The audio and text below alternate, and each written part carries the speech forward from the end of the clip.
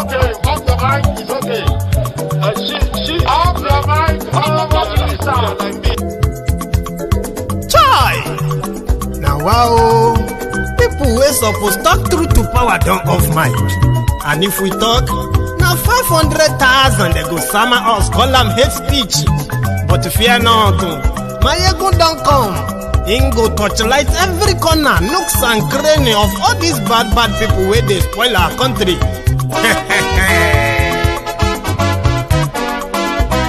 So my people make we loud, oh, yo. Maiyegun don't come, oh, yo. My people make we shout, oh, yo. Maiyegun don't come, oh, yo. Maiyegun don't come, man of the masses, oh, yo. Maiyegun don't come, oh, yo. Maiyegun diary politico, yo. Maiyegun don't come, oh, yo. This one not the off in mind, oh, yo. Maiyegun don't come, oh, yo. And in the touchlight every corner, oh, yo. Maiyegun don't come, oh, yo. Okay, some people be they holla say they want the power. Chai, them be promise us say we go get light and power. Nah. Them hustle sote they can't get the power. But now they know they do anything with the power. Every day, dollar just they get the higher power over naira. See them talk say make we off mind, but thank God say Maiyegun don't come. So my people make you loud, oh, yo. Maiyegun don't come, oh, yo. My people make we shout, oh, yo. Maiyegun don't come, oh, yo. Maiyegun don't come, man of the masses, oh, yo. Maiyegun don't come, oh, yo. Maiyegun diary politico, oh, yo. Maiyegun don't come, oh, yo. This one not they off in mind, oh, yo. Maiyegun don't come, oh, yo. Person where they do evil, no one make person talk. Them say that Maiyegun, that man too they talk. He too they talk. Say Maiyegun diary, he they hot like pepper. But every day then they take money in bulk. Woman picking, they the street they hawk. Still them talk say make we no talk. But thank God say Maiyegun don't come. So my people make you loud, oh, yo. Maiyegun don't come, oh, yo. My people make you shout, oh, yo. Maiyegun don't come, oh, yo. Maiyegun don't come.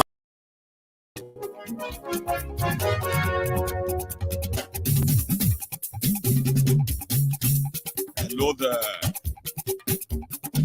Maiyegun lawamo do. Please let me know if this video is lagging somehow and if the audio is pretty much not out. Just before we get fully into it, I've been having some technical issues just before we started. Maiyegun today, oh, ọ̀rẹ́ ara yìí. Maiyegun diary, lórí Facebook, lórí YouTube. Maiyegun diary, Thank you so much for joining me. gbogbo ṣe ń lọ ni Maiyegun já wa sí. Maiyegun diary, àṣírí ọ̀jẹ̀lú kì í bò níbẹ̀ o. Maiyegun diary, bó bá ṣe é, àní Maiyegun máa wí. Thank you very much. So share the broadcast. Invite your friends, right? Maiyegun is here. I've got so much for you tonight. Maiyegun diary politico. Maiyegun diary Godfatherism, kò sí lọ́rọ̀ Maiyegun. Maiyegun diary. Thank you. Ẹ farabalẹ̀ sẹ́ o, kẹ́gọ́rọ̀ lẹ́nu o. Maiyegun diary. Àní Maiyegun làwa mọ̀ dódódódó. Maiyegun diary.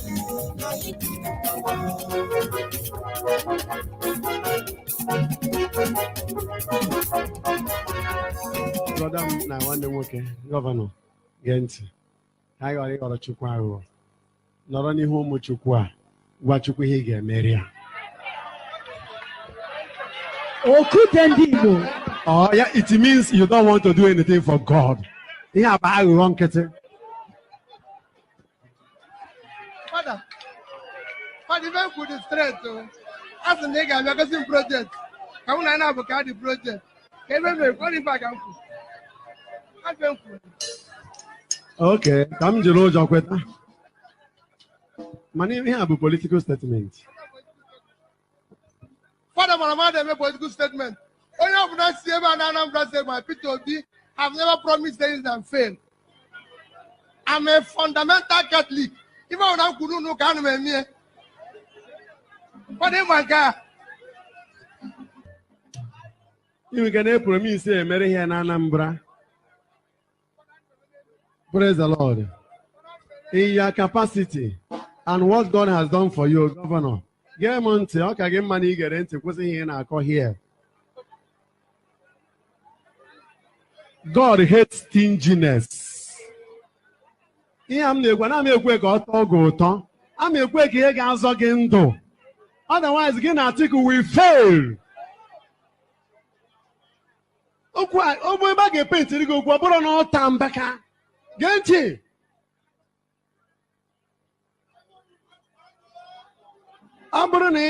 No, you can save your political destiny. 2019, election.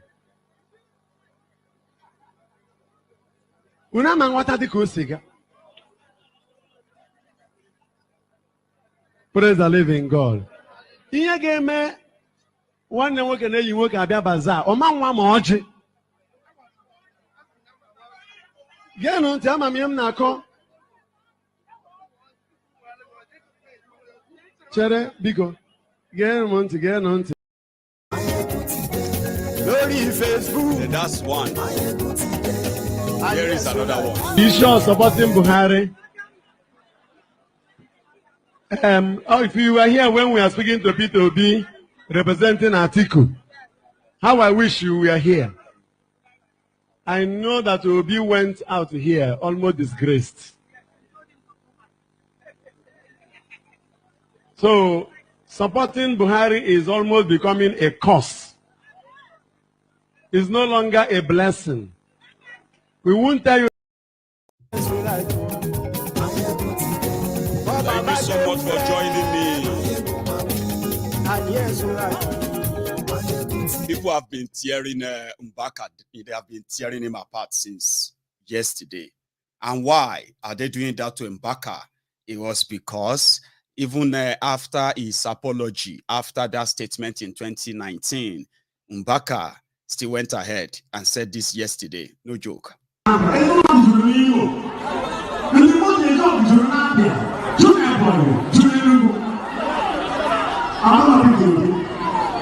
A stingy man cannot be our president.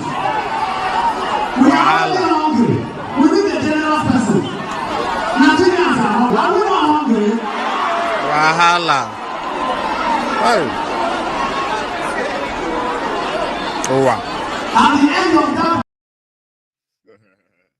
So good evening to you all once again. So let's take this in parts.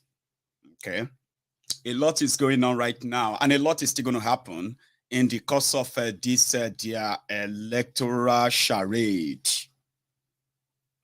But because you know, whatever happens, we are all going to be the sharer in most of what their decision is going to bring anyway. So yeah, today Atiku announced that the governor of Delta State, Ifeanyi Okowa, will become his vice president, his own running mate. So it is going to be Atiku Okowa. Okowa. Anyway, just for PDP.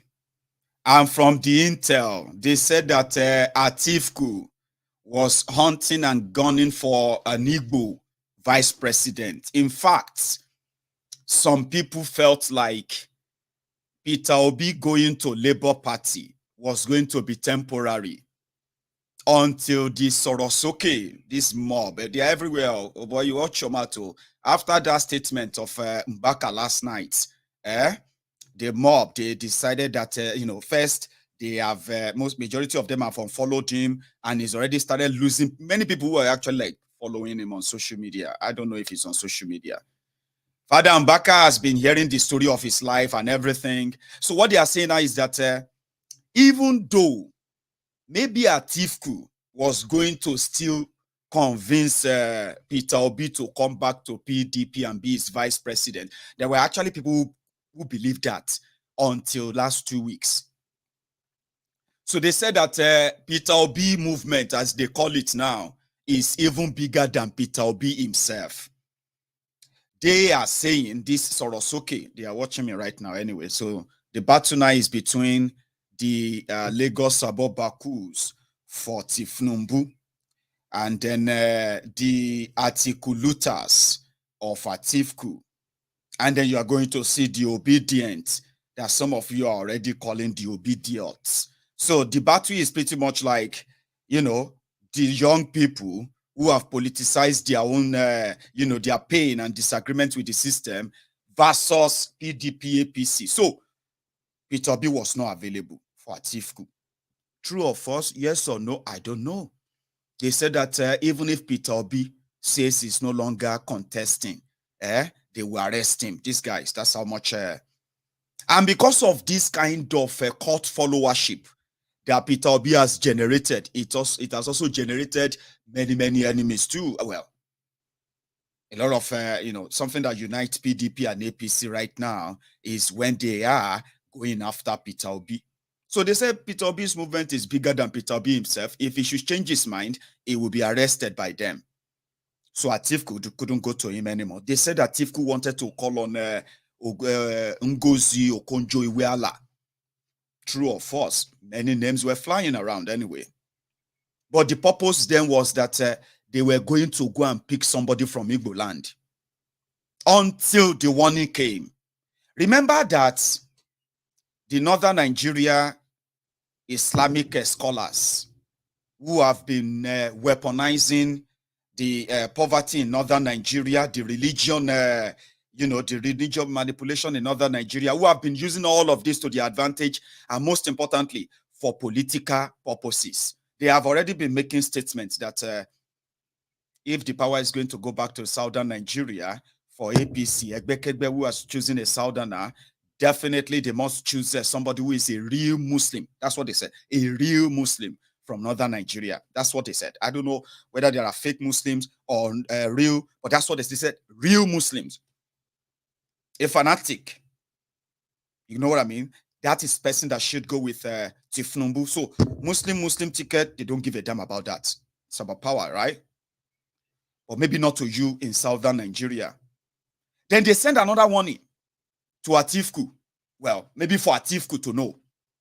Don't bring any Nyamiri. That's what they said. This cleric in Northern Nigeria said, don't bring Nyamiri. Nyamiri is, they were referring, that's a slur language. It's like a racist word against the Igbos in Northern Nigeria.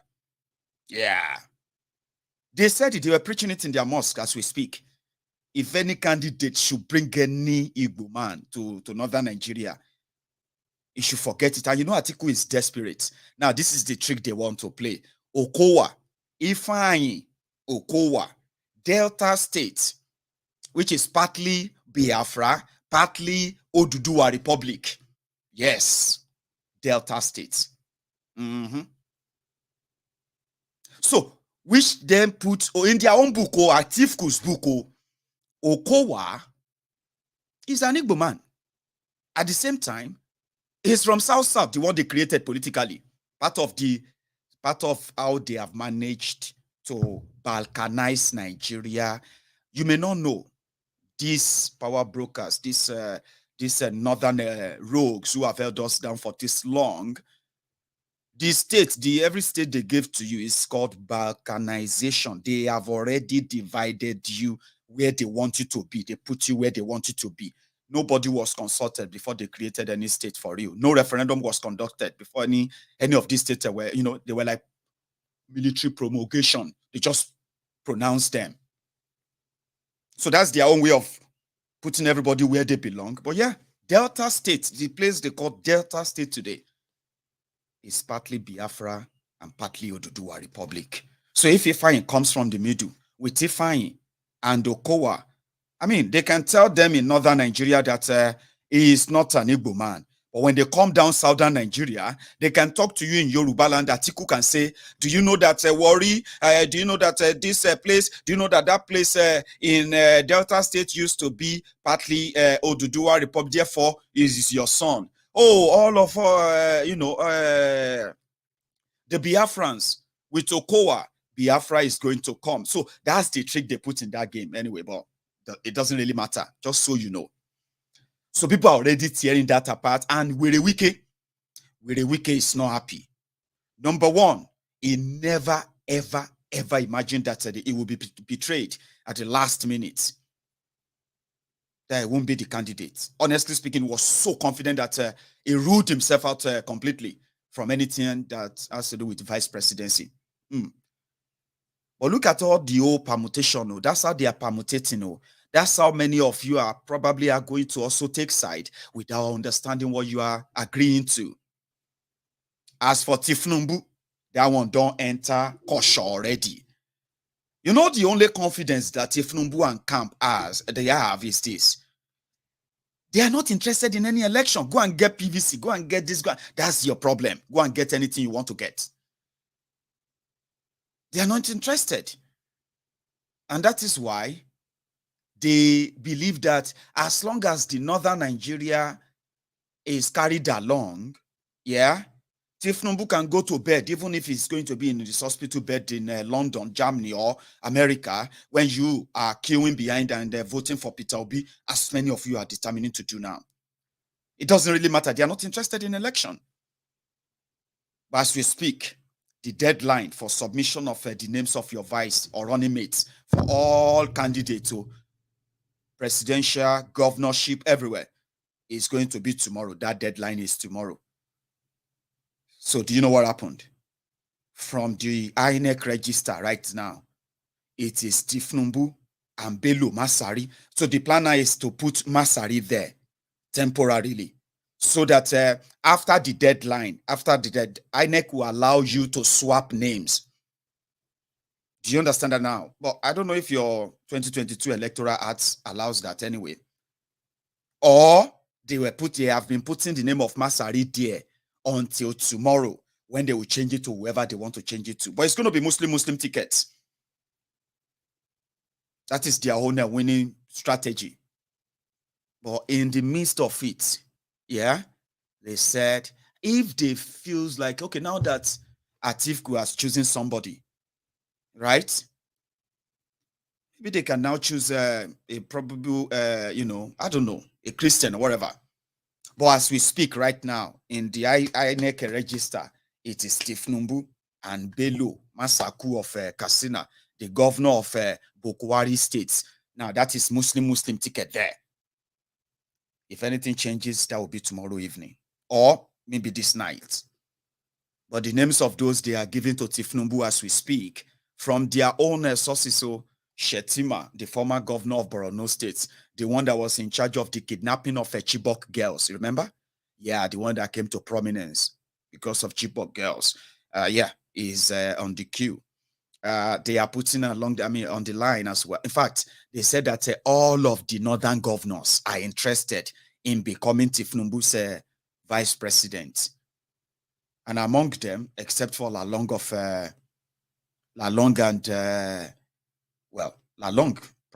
of Plateau State. That's the only one there that is probably a Christian. Others are just Muslims, Fulani Muslims, and the rest of that. So, call it a setup. I don't know. But coming to Peter Obi, you see, we have been saying something before. We said there are some. I actually like the fact that I started with Atiku, his choice. Tinubu would be choice. And why? There are messages already flying in northern Nigeria. One of the things that those who are now obedient in northern Nigeria, that they will have to first show that indeed they are in the same ship with you, is to first douse the tension of, or let me say, dispel the general message and general impression that Peter Obi is an Igbo man, even though if he is telling them that he is coming as a Nigerian to come and fix Nigeria and the rest of that. So while Peter Obi was away to Egypt, he said he want to go and study how Egypt managed to work out their own electricity generation, this and that. Oh boy, this issue of going to Egypt has caused so much kata.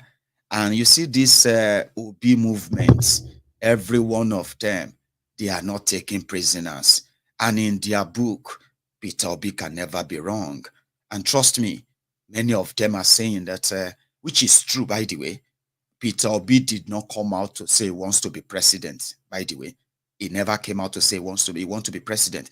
People compelled him.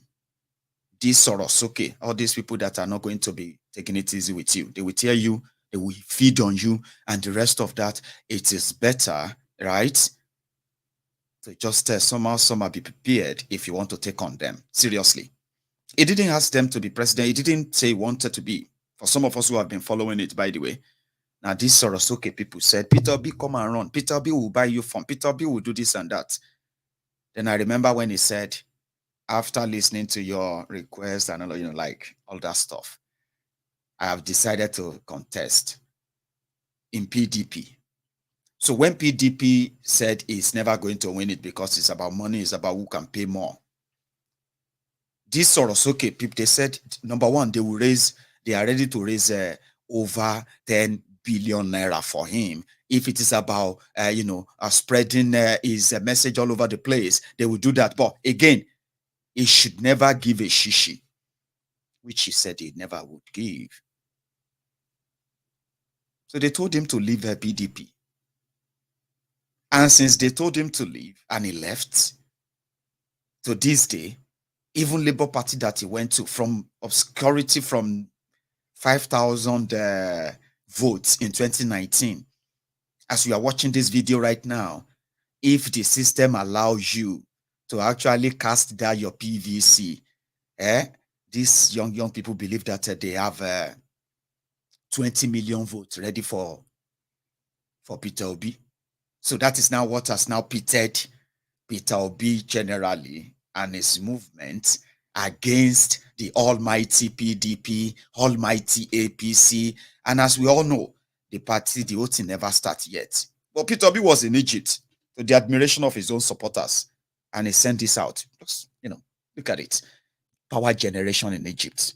There's some successful stories from Egypt lately that honestly, you would believe that if to say, for example, before I play you this, in Egypt, I may not know much about Egypt, but the Egyptians, I don't think they have over 200 ethnic nationalities in Egypt. I don't think so. I don't think they speak over 500 languages in Egypt. I don't think so. And at the same time, I don't think, what works in Egypt will work in Nigeria according to how Peter Obi is going to make you feel. The reason why it won't work is that, you see, Egypt model can work in any part of Nigeria if they allow each part of Nigeria to function based on their own capacity and not like incapacitate some other place, reduce and then, dwarf their development intentionally because they have to remain at par with the intentionally underdeveloped northern Nigeria. So when you know that they intentionally underdeveloped every part of Nigeria, including your education, your healthcare, your infrastructure, everything that is wrong with Nigeria, just believe that they are intentionally put in place because according to them, the southern Nigeria will be moving too fast if they are allowed to be on their own, especially educationally and then other things. So they intentionally crippled us. So idea of a Peter Obi in a complex Nigeria would only remain a dream. But it's good to see, to the admiration of his own supporters, he went to see a plant in Egypt that they built within 2 years that is generating over 4,000 megawatts of electricity. Really? This is the clip. And state of line, module 6 is running the spot also, module 40 is a standby. Is this the load in this The screen, the total screen. Total load, yeah. 1900. Also 4,800. The load is This screen show us all 4 modules. This module 10, module 20, module 30, 40. Module 40 is all standby, yes. Most of unit 20, we have 50% is working with steam turbine, and we have another gas turbine standby. Module 10 and the module 30 is full operation. So the total now. Which one? Sorry? The screen. This screen. Yeah. Excuse me, yes. When the steam turbine exceeds, the efficiency is also bigger than 60. 61.5. The efficiency of as compared to 61.5. And note we're in summer, so the use of AC is high now. Right now it's nearly 10 o'clock. The AC is very hot. At the peak load. So usually you're not even using 2,000. So now completing what about? So we are in minimum load in module 10 and 20. The peak load near 4 p.m. Will be with this load for GTs and steam turbine. We are running with ACC, and this is good to provide some water. We are running with cooling steam. To condense the steam with air, just fans, using fans. Each ACC consists of 42 fans. And we are running with natural gas, with 5 compressors, 5 gas compressors, 1 for each module and 1 is standby. That's an overview. If you're interested in more details, Can you say How many they supply this to the national grid? That's national grid. you are connected to national grid. If this 2000, it says it's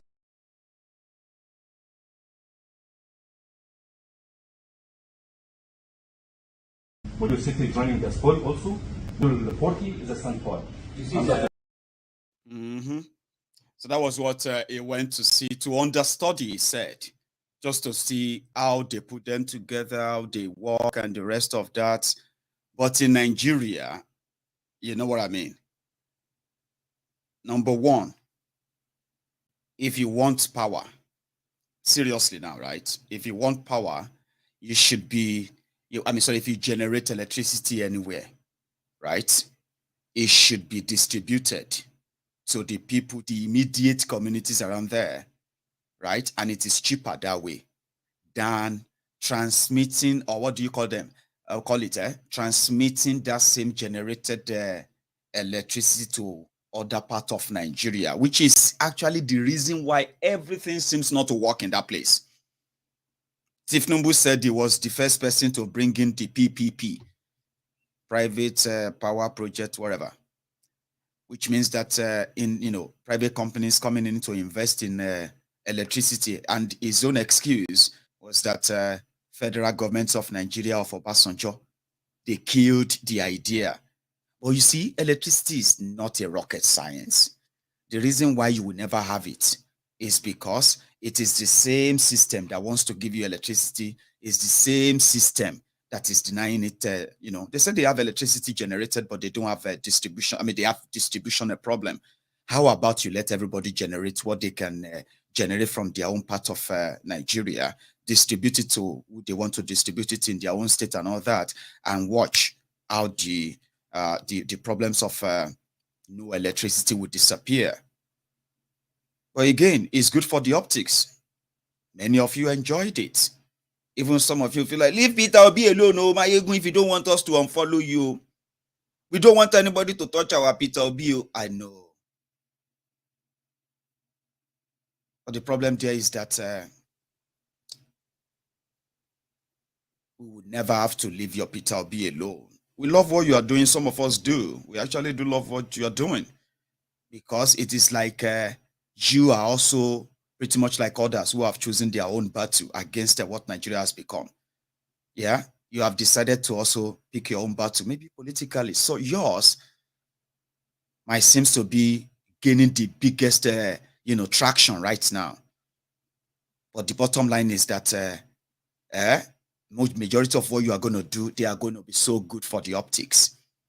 As long as you continue to ignore the main obvious. So people like us are still waiting to see what the plan is, or now they promise to fix Nigeria for you. But whatever it is, you are never going to have everyone fooled by all the optics that politicians are going to throw around this moment. A lot of you are going to get so carried away with majority of you are already getting carried away with it, but it's good. But some of us know that you don't need to go to Egypt. You don't need to go to America. You don't need to go to the UK to understudy what and how to generate electricity. Seriously. But if you do it for your campaign, it's good for the optics. The first thing you ask yourself is that why is it impossible to even generate it in the first place? But again, it's good for the optics. So the Peter Obi movement, consider it the movement of the angry, young, and old Nigerians. That is why if somebody tells me, at least Maiyegun, I'll be careful of these people, being careful of it is because I relate and I understand majority of your anger, majority of your rage. And I understand that finding that strength and then that finding that sort of a bit of something to hold on to, something to vent that rage through politically would have been the best idea, if not because it is Nigeria. But we all kind of feel what you feel. Seriously, we do. Some of us who have been in the trenches and asking that Nigeria should completely break up right away and save the lives of the people. You know why? Breaking up Nigeria will allow ideas like that of Peter Obi to flourish in Nigeria. Do you understand? The idea of what they said, consumption, from consumption to production. In Nigeria, the drain pipe of Nigeria is the northern Nigeria, and it is the northern Nigeria political class, the ruling class and the gatekeepers. You can't overrule them if you are fighting to keep Nigeria same. You see, keeping Nigeria same under any guise is still going to be in their interest. If you think you are fighting to win them and take your country back, as many of you are saying politically, under this arrangement, yeah, you are still going to be the loser. Make Peter Obi the president. You are still going to be the loser. You know why? Keeping Nigeria one under any arrangement is a win-win situation. It's a win-win for these northern criminals. And then any idea that has to do with Nigeria, it must be nationally kind of, put together. If Peter Obi wants to say, oh, we want to do so and so, apart from what you can hear right now, whatever they're going to tell you, he has to put it into the national scope. And the national scope of these northern criminals is what? Is feudalism. Is to keep people perpetually poor. How do you keep them perpetually poor? Denying them education, denying them opportunities that will let them possibly feel like they deserve better. And that is deliberate. And that is what Nigeria is funding. As long as they are part of Nigeria, bring Peter Obi or bring Obi Peter or anybody you want to bring from anywhere. Seriously, right? Once they are getting the reality of Nigeria will settle in.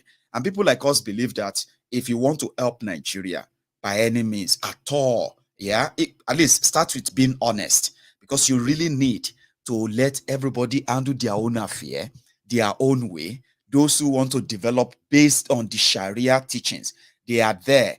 Your PVC cannot deny them that. As you are getting your PVC and thinking that a vote will make you, possibly your idea that is modern, that is developmental, that is progressive, is going to help them out of that. No, you are mistaken. And people like us know that any idea of development that you might have, or do you really think these people in your government, apart from the fact that they are looting you blind, do you really think they have no idea how to fix a country?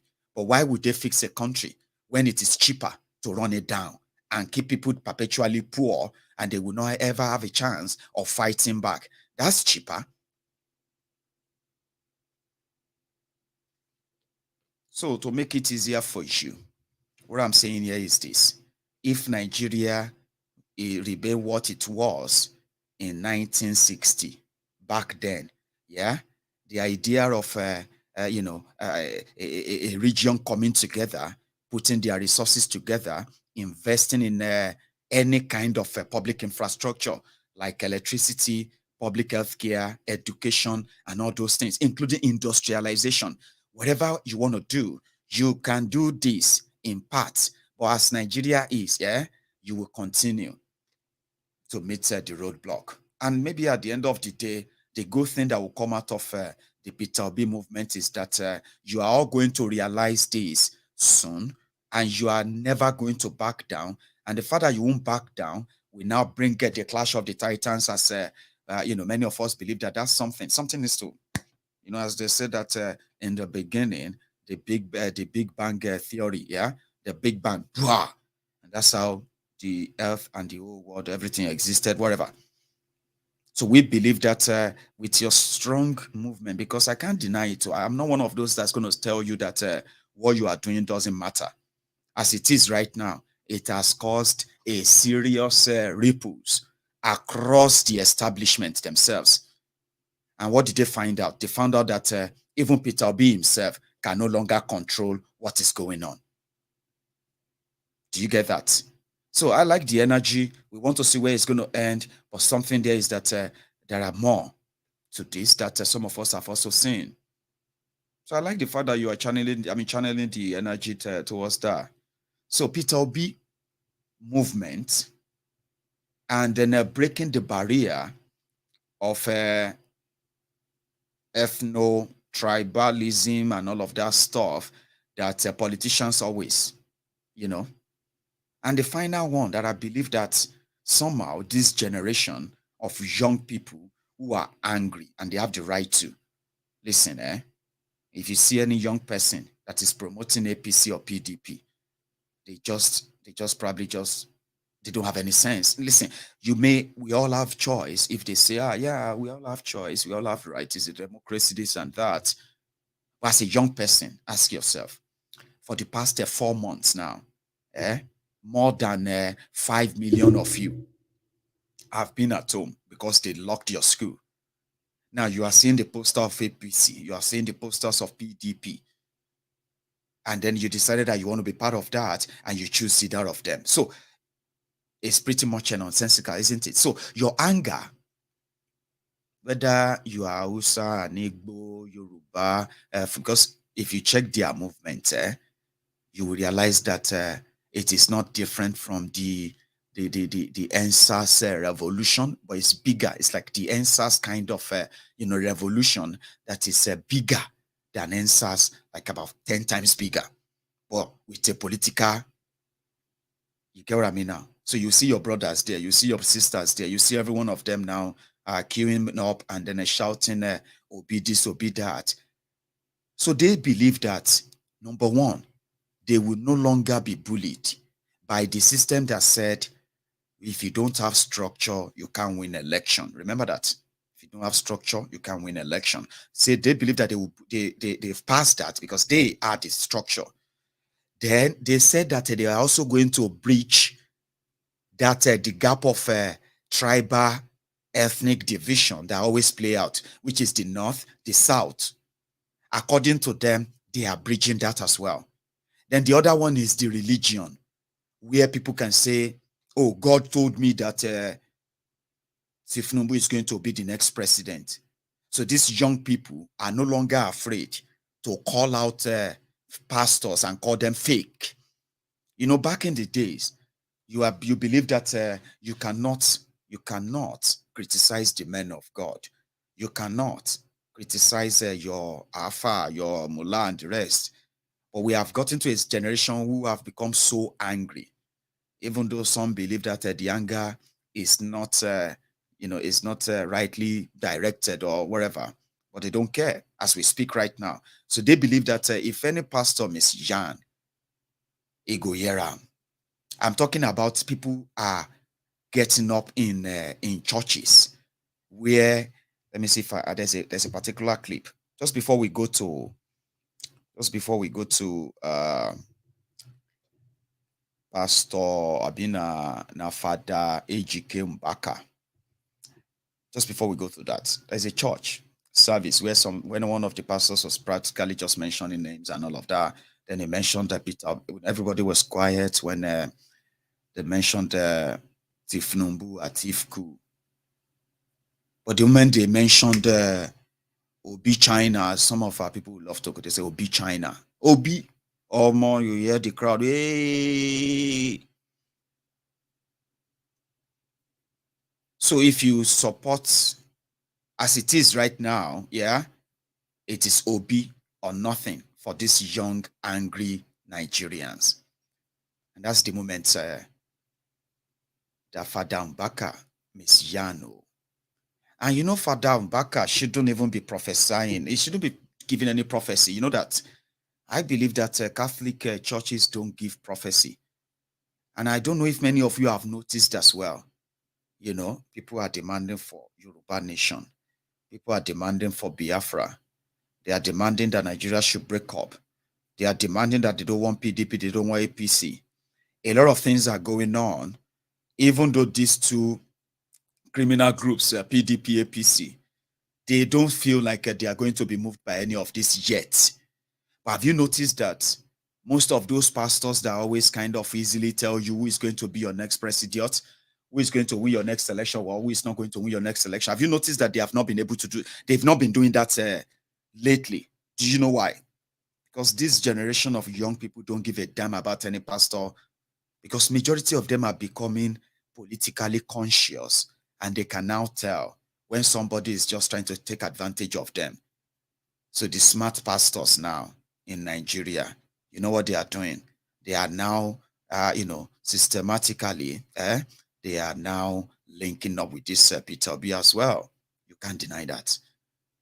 Just same way we have seen many of God's too, who have came out to say, yes, Biafra is going to come. You know why? Because as they say in Yoruba, in Yoruba, the voice of the people is the voice of God, Abi. So the men of God that are smart, they are managing how to present their prophecy. Biafra is going to come because they know that millions of people are going to push that if they should give them any referendum tomorrow. An ordinary pastor that is smart enough will know. But a dubious pastor will tell you Biafra is not going to come. It's not going to come now. Giving out different things to make it, but they know it. That if by any chance the conversation reaches where they say, okay, let's have a referendum, there are pastors that are smart enough and they will tailor their own prophecy towards that. There are pastors and there are also imams, even babalawos that are smart enough, that have seen that with what they have seen in the campaign for Yoruba Nation, conversation they've had with people around them, and then the expectation of the people when it comes to this Yoruba Nation. So they themselves are smart enough. When they want to prophecy, what do? They always kind of lace it and tailor it towards this, because the people are taking position. Now look at this Peter Obi one as well. Smart pastors and the rest of them, they are now being careful to welcome politicians into their known face, to welcome them into their gathering, to be seen with them, and at the same time to watch what they say God told them or what God is telling them. Pay attention to all these things, because you see all of these things going on right now, they are all reaction to what many of us have been saying. Nigeria is gone. Prayer can't fix it. Election can't fix it. But majority who don't even know or agree that this is, let's go this way then and then, as divided as, as we are, there's something that unites us. And that thing is that this Nigeria, if you should continue this way, we will all be dead before we can even tell our stories. So people want to take action. So you see this start of the Peter Obi as well. Don't deny it too. We know where it's going to end, as we have been saying. We are waiting to be shocked or surprised. But when we acknowledge the obvious and others, right, it is to tell you that what we agree or have been speaking on for years now, some people feels like it is time for them to take action. So let's see how it's going to end as well. So those pastors, those imam, those babalawos, watch them. They will tell you as the news continue to pop out and the election begins to come closer and come closer as they are planning, if they ever held it, right? You will see some of them that will come out boldly and tell you that Peter Obi is the next president of Nigeria. Because number one, the young people who are pushing him, they said they are not pushing him. They are going to break the barrier of a tribal division. They're going to break the barrier of a ethnic division. They are going to break the barrier of religious manipulation. They are going to break the barriers of a class and every other thing that has made it impossible to upend this rogue system that has sent many of us to our death, whether alive, whether still walking or in the grave. We've all felt the brunt of Nigeria. So they don't give a damn about any pastor. And immediately Father Mbaka came out and said that Peter Obi is a stingy man and all of that. It's so sad, right? There's been so kind of, in my own parts, let me put it this way.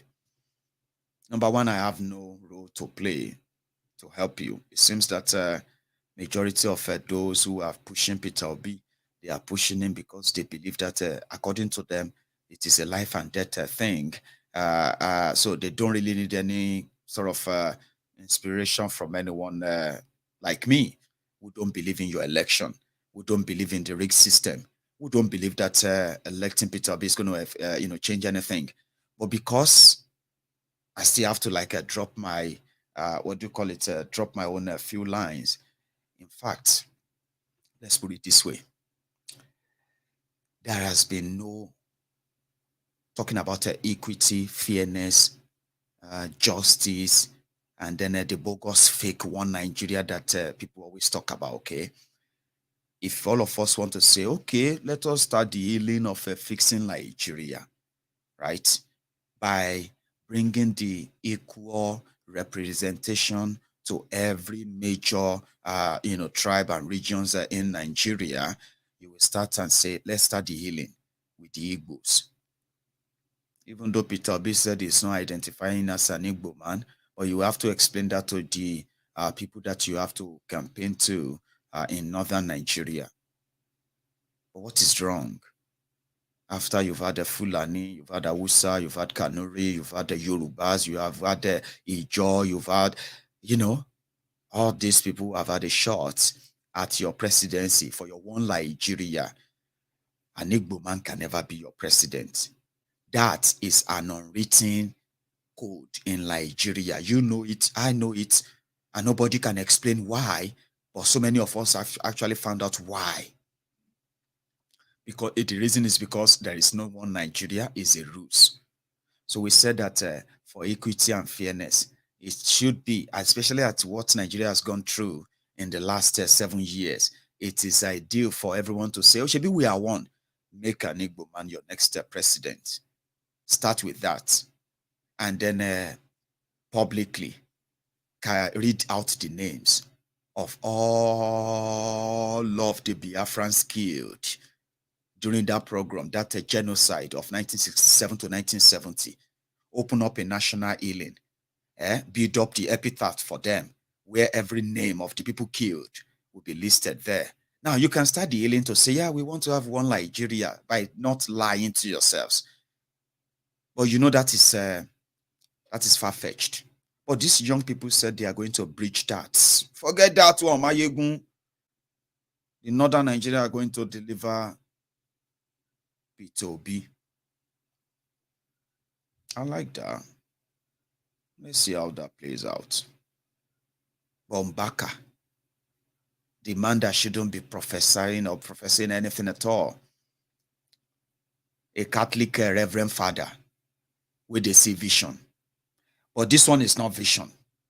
It is pretty much from the personal, what do you call it? This personal greed and manipulation of those who present themselves as men of God. Few times I have, not even few times, many times I have taken stand against the bogus lies that they use religion to tell you all the times. They lie to us. Then when I grew up, I figured it out that the politicians, the pastors, and the politics, and the people. Okay, put it this way. You have the politicians, you have the pastors, then you have the politics in between, and the people are the commodity they trade in or trade on. So what does that mean? The politicians will lie to you, promise you everything in the name of God, in the name of the religion that you probably love. I promise you in the name of God. I use God. I use Allah. Allah is my judge. Blood of Jesus is this and that. Then some of you are going to eventually believe them. Among other things, they will tell you. So when they fail, when you begin to suffer the consequences of their own actions, their greed and corruption, every Sunday, you go to church. Every day you go to mosque. And you listen to the messages from these people who are also living in the same place and living in the same country with you, who are also facing the same thing, preaching to you how you should pray to God to send you an helper, how God should send somebody who is going to care for your education, who is going to care for your job, send this and send that. And then they will tell you to pray for your leaders. So it didn't occur to many of us then that they were all walking hand in hand. Why is this so difficult for, people who lead the religion houses or religious houses to tell their congregation the truth? Preach about the economy, preach about the society, preach about the individuals, politicians, and all of them. I figured out that they can't. Yeah, they can't. And whenever election is coming, you are going to see that your favorite criminal politicians with your favorite church head, mosque heads, people who control your religion, praying for them, telling you to pray for them. So we realize that they all work hand in hand. Politicians, pastors, prophets, as they call them, or clerics, politics, and all of that. And over time, many of us have stopped listening to them. Do not touch my anointed, do not do this and that, no longer work with this generation. Hellfire, you are going to hellfire. All of you should watch your man. Don't say anything about man of God. At you are the man of God, Joma Shofoni. This generation always say that to you. Nobody cares about that your hellfire that you are using to threaten anybody anymore, because people have known better. And that is why the likes of Mbaka and his kind, the charlatans, the likes of Tunde Bakaru and co, when they talk, they can only convince and impress the flock of the morons who still listen to them when they say they just heard from God. Nobody they hear from God. Shut up your trap. When politicians, when the pastors and all these rogues says they hear from God, or God says this in this altar, in this and that, for politicians, don't listen to them. We have already acknowledged that on Maiyegun's Diary Political. So Mbaka came out and he called Peter Obi a stingy man, where a thief was actually welcomed. Check this one, the latest one. A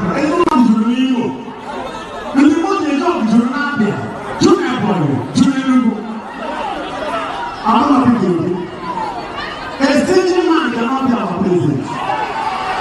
We are hungry. We need a generous person. Nigerians are hungry. Are we not hungry? Wahala. Hey. Oh, wow. At the end of that, Nigerians are hungry. Nigerians are hungry. We are hungry. We need a generous man. According to them, in fact, I'm going to replay the video where he was asking Peter Obi for money. That's where I called him a charlatan. Okay, it's a charlatan, and sometimes like a dead clock. It can be right twice in a day. You know that. If your work clock stop working at 10 o'clock. So do you know that at least twice in a day, that clock is going to be right? That's what charlatans like that are in Nigeria. Mbaka. So they said that Peter Obi asked him that I can't give you money and I can't pledge money. What you need to do is that show me a project. All right. Show me a project in your church and I will fund that.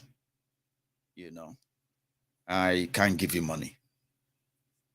And Mbaka, a man of God, toasting a vice presidential candidate of PDP, and knowing that Atiku was spending dollars and all of that, knowing that Peter Obi will spend money, because I think that is the two things that are selling points for Peter Obi is that he is a good manager of money. Okay, he's a good manager of money. He can save money, and at the same time, he is also a good investor in education. I mean, you have to judge people by their track records, things that you can go back to and touch. Okay. And because as a governor, other things selling for him is that is sort of a frugality. He's never been convicted or even accused of stealing any money at all. The only accusation they've had against him is that he put most of his money. He's a billionaire according to them. Yeah. So he put most of his money outside Nigeria in tax havens, tax haven where no government can tax your money. You just keep it there. So he's accused of that somebody wants to rule Nigeria, didn't put his money in Nigeria to be taxed. Unfortunately, the people that are pretty much accusing him, when you put all of them in the basket in that contraption, right? You will see the likes of Tinubu there. Tinubu that doesn't pay tax in his Tinubu never pays tax, okay? So Tinubu is the one collecting tax, okay? And when he collects tax from all of you in Lagos, he will deduct 30% of that money for his own service, Alphabeta. They still won't pay tax as a company, or they are supposed to pay tax after making that money, but they don't. And that is why the Alphabeta, as we speak right now, is with the EFCC investigation of over 200 billion naira tax evasion. But that's a story for another day. So Tinubu is in that basket who want to be your president. A thief, a career thief, that after serving as governor, when he was leaving, he put together a pension package for himself. So that, and that pension package is this, right? As a former governor, he is entitled to a bigger house in Abuja, a bigger house in Lagos, with service hands like cook, driver, security, and all of that in Abuja and in Lagos, paid for by Lagos state government. He is entitled to be given the salary of the state governor every month. As Sanwo-Olu is collecting salary, Tinubu is collecting salary, same salary. Fashola is collecting the same salary. Ambode is collecting the same salary. When Sanwo-Olu finishes and another person comes in, that person will, Sanwo-Olu will be collecting the same salary he's collecting as governor now for life. That was Tinubu. And they will also have 2 houses, one in Abuja, one in Lagos. All of them, Ambode, every one of them. Okay. So Tinubu put that in place to make sure he enjoy himself. But the obedient and the rest, their selling point is that even as a former governor, apart from the fact that he didn't leave any debt, he saved them the money, right? Sorry, I've got fly. Right, he saved them money, right? He also never ever put together this kind of pension package for himself. So they just took him out and said, well, I mean, Atiku is in that bracket as well. In that bracket of those who wants to be your president, who have a lot of money. Atiku, the man that sold all your assets cheaply to his own friends, and then suddenly became so rich that he has been running to be president of Nigeria for how many times now? 3 times. And even with the Wike, that is currently in control of the boss of River State for 8 years, who has so much money that his own accountant general had to run away from EFCC because they couldn't account for over 430 billion naira River State money. Atiku money still swallowed Wike's money. All these are part of those who are planning to represent you. So to the obedient, they are like, this guy has never collected a dime as a former governor. Not a dime. So selling point is not your typical politician. So when he attended adoration camp. 2 people attended that adoration camp. One came to represent Abubakar in 2019. Another one came to represent Atiku. The one that came to represent Atiku was Peter Obi, Gregory Obi. Brother, now one day, okay, Governor, Gent, I got a chukwa. Not only home chukwa, what you could get, Maria. Oh, yeah, it means you don't want to do anything for God. Yeah, but I wrong,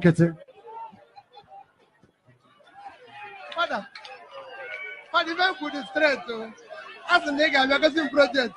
I want to have a card project. Okay, come to know Jokweta. My name have a political statement. Father, my make a political statement. Only of that my Peter Obi have never promised things and fail. I'm a fundamental Catholic. Even when I couldn't know can me. But then my God. You can promise say Mary here in Anambra. Praise the Lord. In your capacity and what God has done for you, Governor. Get money, okay, get money, get into here. God hates stinginess. I'm the one I'm a quick go. I'm a quick here, otherwise, again, Atiku will fail. Oh, boy, back a paint to go, but on all time Mbaka. Get it.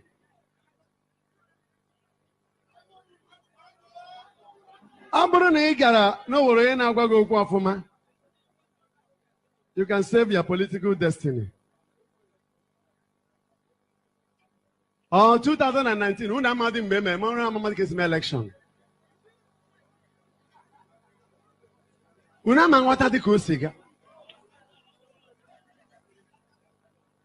Praise the living God. Ihe ga-eme nwanne nwoke na eyi nwoke abịa bazaar ọma nwa ma ọjị. Geenụ ntị ama m ihe m na-akọ. Chere biko geenụ ntị. That's him toasting Peter Obi, and that was 2019. But he's not the only one. No, this one is pastor, and I believe say the obedient don't give them the water as they love to call it. We'll give you water, Maiyegun. Keep your mouth shut about Peter Obi. Wash your mouth, Maiyegun, for Peter Obi. You have not met the Buhari Deans or Maiyegun's diary political. Now, left to remind you. There's, as they say, no matter how stubborn you be, no matter wherever you think you are, you know, if you stubborn past a cow, you know, if you stubborn past cow, you want to see Malu, the Malu, stubborn Malu, you will see the Buhari Deans, the Buhari Diderins, the Buhari Denotus, the Buhari Dijatus, the Buhari Shukus, the Ungoziaris, the Unekaris, the obedient fools, the sophisticated morons, the on-boot slaves, the Lagos Abobakus, Oshogbo Alimajiris, the social media bandits, Facebook adsmen. They even have aunties and uncles abroad. And I have been surviving them. I have been teaching them. I have been healing them for the past 7 years. Obedient, go call say, you're going to be careful. They have all these mumadus, the Bello lecturers, the Mumu lecturers, their uncles and aunties abroad. And for 7 years, they couldn't off this mic. Now, una make una take am cool. Make una calm down. Because as it be, it can't be like saying at the same fight with the fight, but now they fight them differently. Now they lead. Because no be only me who go tell say make I dey careful. This guy, Devulu Mayi in Ebonyi, he was talking and he said, listen, this Peter Obi noise. Because people are like bullying everybody. If you are APC or PDP right now in Nigeria, on the street everywhere, no joke. Wait, make I show you one. Let me show you one. Not like they are taking it easy with anybody. Oh yeah, open this gate. Inside bus everywhere. You want to vote Tinubu or Atiku? no dey do you, suffer no dey tire you, I go ask you. You know dey tire for suffer, you will hear some. 1 second. You want to vote Tinubu or Atiku. Suffer no dey do you, suffer no dey tire you, I go ask you. You know dey tire for suffer, you will hear someone shouting party is supreme, party is. I used to be supporter of APC. But I can't be party is supreme. Nigeria is the agenda. The betterment of Nigeria is the agenda. No political party is above Nigeria. Nigeria is the main agenda. Saving Nigeria, making everything possible for Nigeria to work is the agenda. It's not party.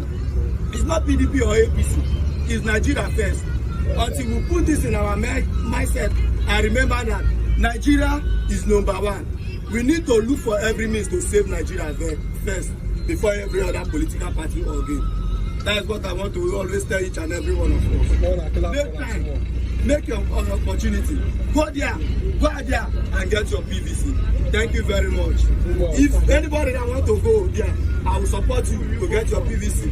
I've always said that I'm going to try my own best, possible best to support everyone. Meet me.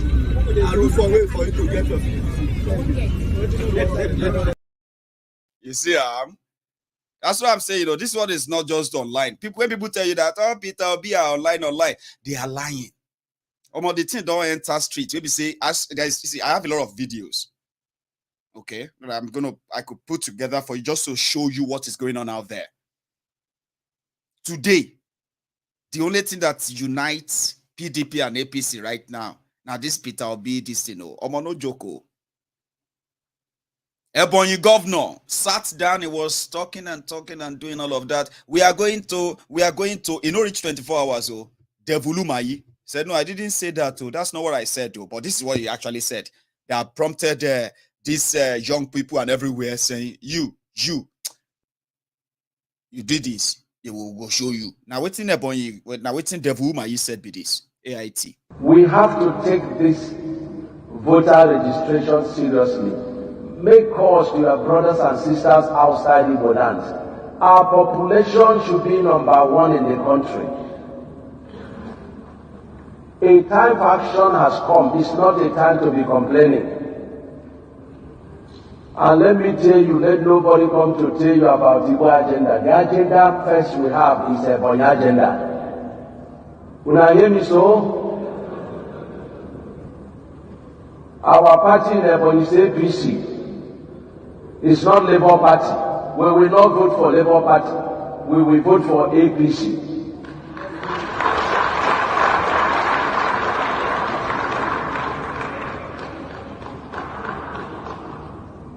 There is a party that is doing all these things for us. That's the party we vote for.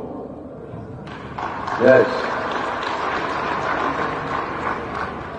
The states that Labour Party has helped should vote for them.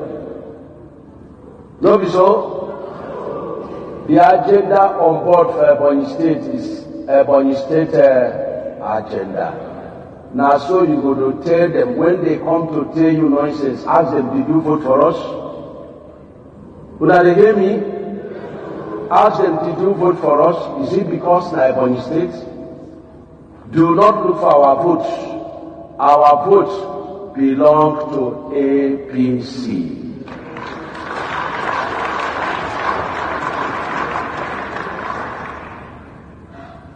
Tinubu started with only one state and used it to liberate his people. We have to liberate ourselves from our brothers and sisters in Southeast. We need it. Àbúrò fẹ́ bá tiẹ̀ jẹ́ níbo ló ti mọ̀ mí bó lè mi àti ẹ ti dàpọ̀ kí ló dé mi àti ẹ pọ̀. Àbúrò fẹ́ bá ti ò máa yìí jẹ́ ni. You know why I had to stop that video there when he said that Tinubu had one state to liberate his people. Yoruba people were in Okweru before ni. He's lying to his people, but he actually withdrew that statement too. He was referring to Peter Obi Labour Party. Do you get that now? That if they come to you, don't listen to them. Look at Tinubu. He had one state and he used it to liberate his people. They are watching me from Yoruba land right now. Are you liberated? Okay, you are batified. Aha, batified. You see them, batified. Hello, Wobito liberator. Tinubu liberated, Now the lies they tell them for that place be that. Ebonyi is APC. The guy is fighting for his own battle. So it can't be like say this whole Peter Obi thing, Omo. They pay attention. Some people are already saying that since we have not broken up, since we have not this and that, they are going for it's going to be Peter Obi for them. That's the mistake you are making. Now, that's one thing that many of you are not paying attention to. You are supporting Yoruba Nation. You are supporting Biafra, and because you feel like at least we have not, that we just supported Peter Obi. You know what you are doing? You are supporting something that pushed you to ask for Biafra, to ask for Yoruba Nation. And you know what? The consolation you are getting, the consolation is that if to say Nigeria is working, nobody will say they want to break up. That is where you are wrong. But again, una go do what una go do.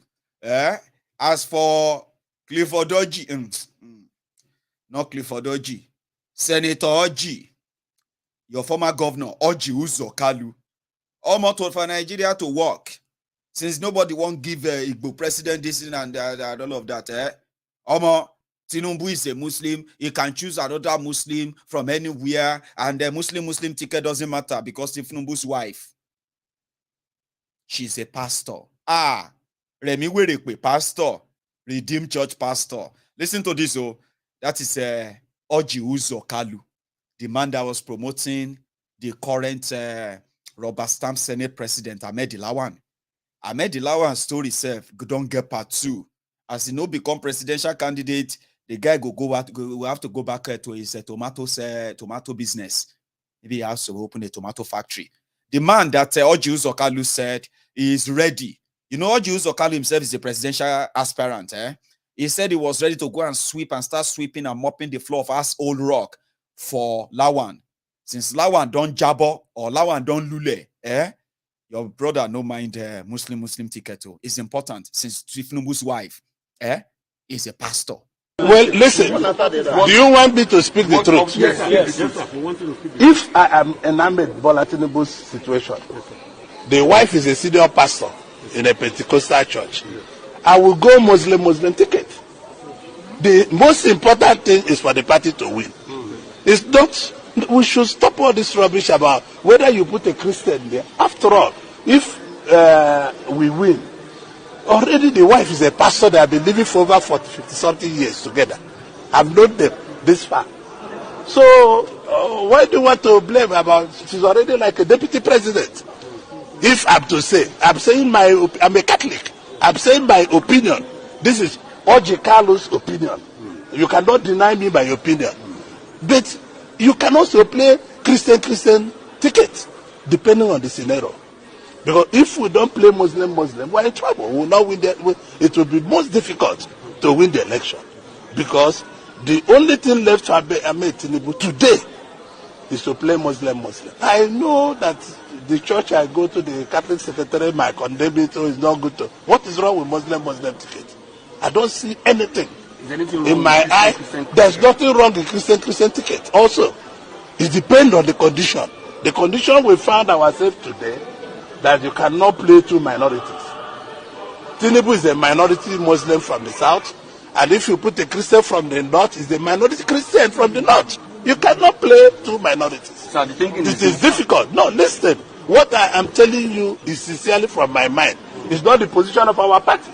This Oji Kalu's position. The Muslim ticket means that Tinubu is putting his weight too much in the hands of the north against his own south. I'm not Northerners. Are they not Nigerians? Are they not Nigerians? No, I ask.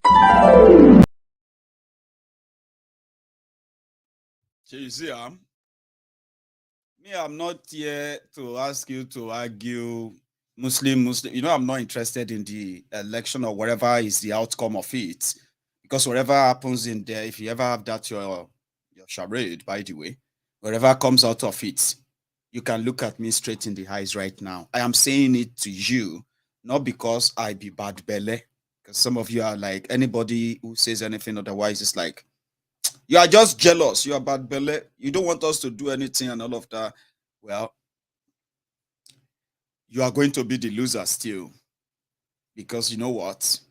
It is beyond going for an election, electing somebody, and then believing that they will come with the magic wand and then tell the northern Nigeria, okay, you know what? This is how we're going to do it. Or is he not going to continue the ritual of feeding the tiger, feeding the carnivorous animals from northern Nigeria so that they won't devour him? And while feeding these criminals, yeah, you would have to be starving of other things. And that's when you realize that, oh, this Nigeria, we don't take so whatever you do right now is an extension of what brought you to this point in the first place. But again, it doesn't look like anybody can actually advise you against it or stop you anymore. In fact, until you get to the point where the system comes after you by any means, then you bridge that or you stop. I don't think anything else would be able to take place in your art and all that. But everybody, they collect everywhere. The politicians themselves are arranging themselves, positioning themselves for what they believe will be the power sharing and all that. Everybody is pushing here and there. We are also going to continue to push to make those who need to know that, listen, it is the right things that it would have been the right thing to mobilize and group. In fact, collapse some of these agitations and all this awareness, or this, collapse them into a political movement, a political struggle. And then, once that, your idea and ideologies and all of that collapsed into a system that aligns with it, or a political movement that aligns with it. And then when you gain power, then you are going to address your own personal problems from individual problems or group problems. In the long run, you would expect that. But you can't do that where you have a rigged system. And I'll continue to say it, and I'll continue to remind you. But some of you always love to pretend that you are shocked where things will happen. When they happen, you pretend you are shocked. Hey, or some of you will be like, hey, we knew they would do it. We just thought that they won't be able to. I'm saying it to you right now that they will give it everything. Everything. And then for people like us, we also give it everything as well. Talking to those that should know. Don't waste your energy. Don't waste your time. It sounds so good. It feels so good. But it sounds so good to be true. And when it sounds too good to be true, then it is. Which means don't buy into it. Don't invest your energy in it. Don't invest your time in it. Save it for something else. And if you have to invest in it, be mindful of the consequences of that. So Peter Obi wants one Nigeria. You should remember that. I know many of you also want one Nigeria. And your one Nigeria is the same thing that you currently have right now. That's the same thing you're going to get. What many of you are championing is called personnel change. And for those who are smart enough, personnel change is not going to fix Nigeria. Okay? Start scrutinizing what they have to do, what they have to offer by being honest. If there's anyone that should be so honest right now should be so honest with all of you right now, it should be no other person than the Peter Obi. This is not like scrutinizing him and all of that. We are talking about taking advantage of the moment. There is a divided Nigeria, and there are so many reasons for that. But to so many of you, they don't matter now. Let us just go and contest. Let us just go and make somebody a president. That's not how it works. These whole things won't go away. If a person wants to fix a problem by any means, is actually honest with it, right? When you make your first statement, let it come with the obvious difference that should be addressed, and that is Nigeria should not be fused together as it is right now and then expect any development or any progress. If you continue to project and promote this one fraudulent Nigeria, then with the idea of Einstein and all of that, you are a con man, you are a con woman that is not being so honest. At least you should be honest with whatever you are offering. And that's something that people like us who critically knows the reason why Nigeria is what Nigeria is today are saying. Any honest politician, which there is none, there's no honest politician. Any honest politicians will begin to talk about the structural differences, because that is where the problem lies. Somebody said that Peter Obi said he's going to remodel the constitution. How? At least Bokwari told you that he was going to end the Boko Haram in 3 months. He didn't tell you how because you didn't ask. Many of you are not interested. You just want to be interested in whatever they have to say, and they will tell you everything you want to hear. But people like us are always going to ask the right questions. Elections won't solve Nigeria problem. What happened to these structural differences, which makes it completely impossible for us to live with our killers as the current system is promoting it. It is completely impossible. It is unheard of for us to allow killers to continue to live among us simply because of the tribe that they claim to represent. Honestly speaking, somebody should come out and highlight how we are going to have to deal with this if they claim to be talking about Nigeria. But you know what? Every one of them are going to be very, very careful of what they say, including Peter Obi himself, because they don't want to offend some certain people. Why? Because those are the owners of Nigeria, right?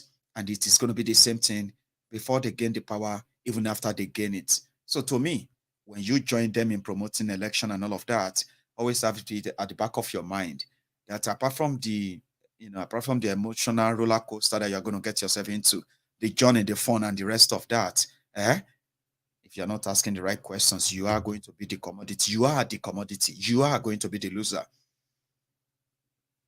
But if winning means just change of personnel, or if it is, let's start from somewhere, Maiyegun. If that is your own method, okay, fine. All the best. But as we speak right now, it is now like a pandemic. How many of you remember the corona pandemic? The way I see the rage and anger in every one of those obedient, online, offline, this is the image that always comes to my mind. You remember this image from Jos in 2020? Remember?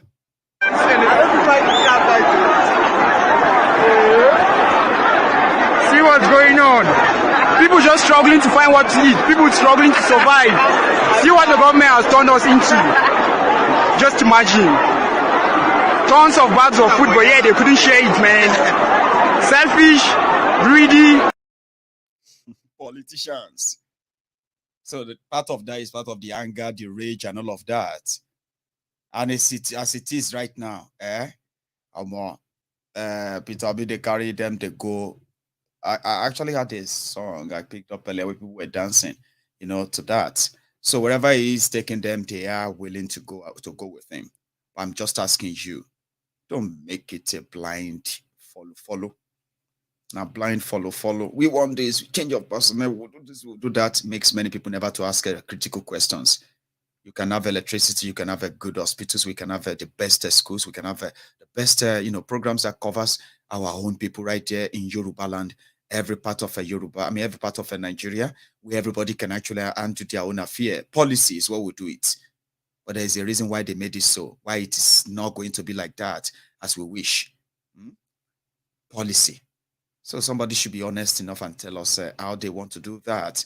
And then, people like us can say, oh yeah, that sounds good. But we know they won't be able to.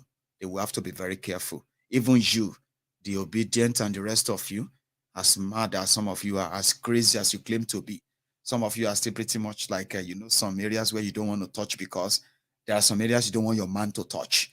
Because according to you, it must be very, very, even you are praying that kwakwanso, and the shinkafi, they should come and become Obi's deputy so that he can help you boost whatever you are permutating. You know what?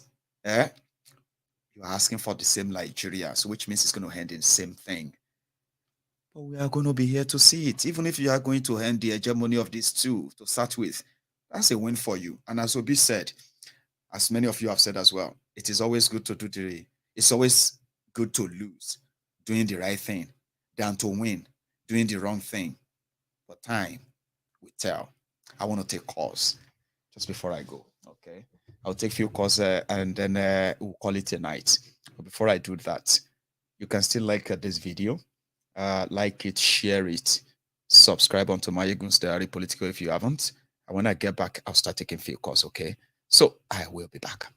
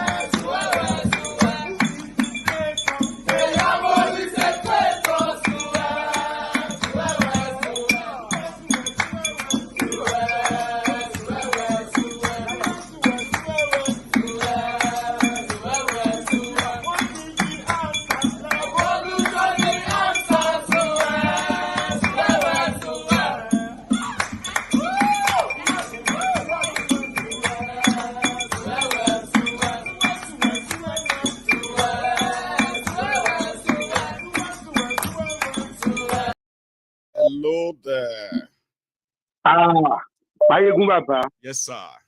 How are you? I'm so happy. Maybe we can get through Lenny. You know, this Oluwaseun. Yeah, this Oluwaseun. I did it from Texas, Dallas. It's been a long time. So I did do you from, you know, it's been a long time. Yeah, I've been trying. Now, yes, quick ones. Number one, though, I want to ask one question. Yes, only where ṣé ọmọ ilé ṣòwò rẹ kọ mú rí yẹn ni àbí kọ́tún rò pélé ṣe Sunday kò ní yẹn àbí. Àwọn tíìmù ṣòwò rẹ ni wọn pé méjì. Okay, now that's that. Number two. Yes, sir. When Odinjo Kalu was talking, something caught my attention. So that I'm sure about Tinubu. Only Tinubu is a minority from there. Did you catch that?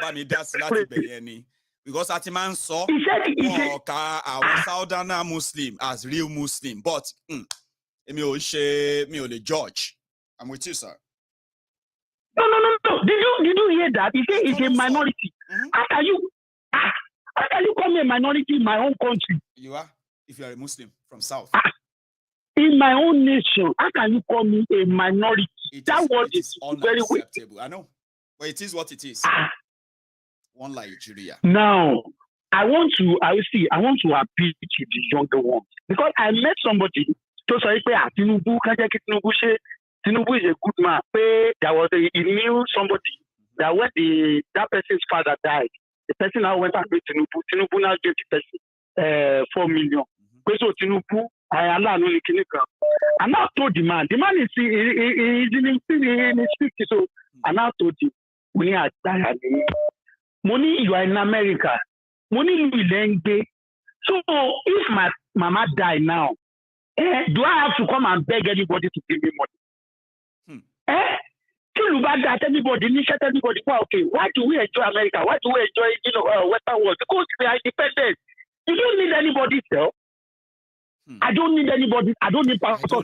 I don't need my uncle. To go and say, you don't fucking need it. Not in that manner. We all need somebody, but it's not in the manner of, yes, sir, please, I need to pay my children's school fees. It's running out, sir. They'll be like, why don't you just, tell the government that, like, you don't need politicians. Yes. You don't need anybody to give you anything. You don't need anybody to give you anything. Because you can plan for your life. That's okay. I need to work for 3 months. It's okay, bye. I'll be able to say, you can plan it. Address any younger ones. Please, I just want to appeal to the younger ones. See that this thing we are saying, it should benefit you the more. Don't you know if you have our nation, can you just imagine the opportunities that are abound?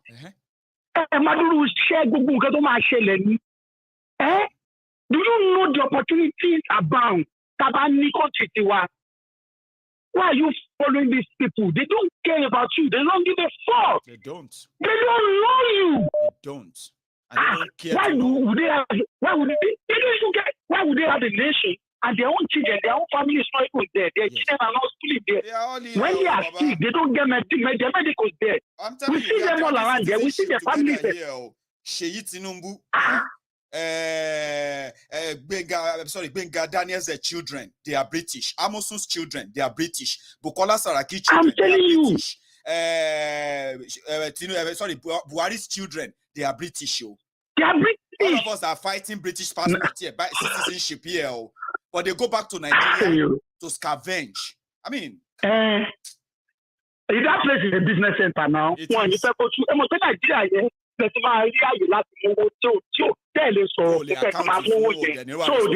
business center. And finally, yes, sir. I want you to do a special program for our pastors.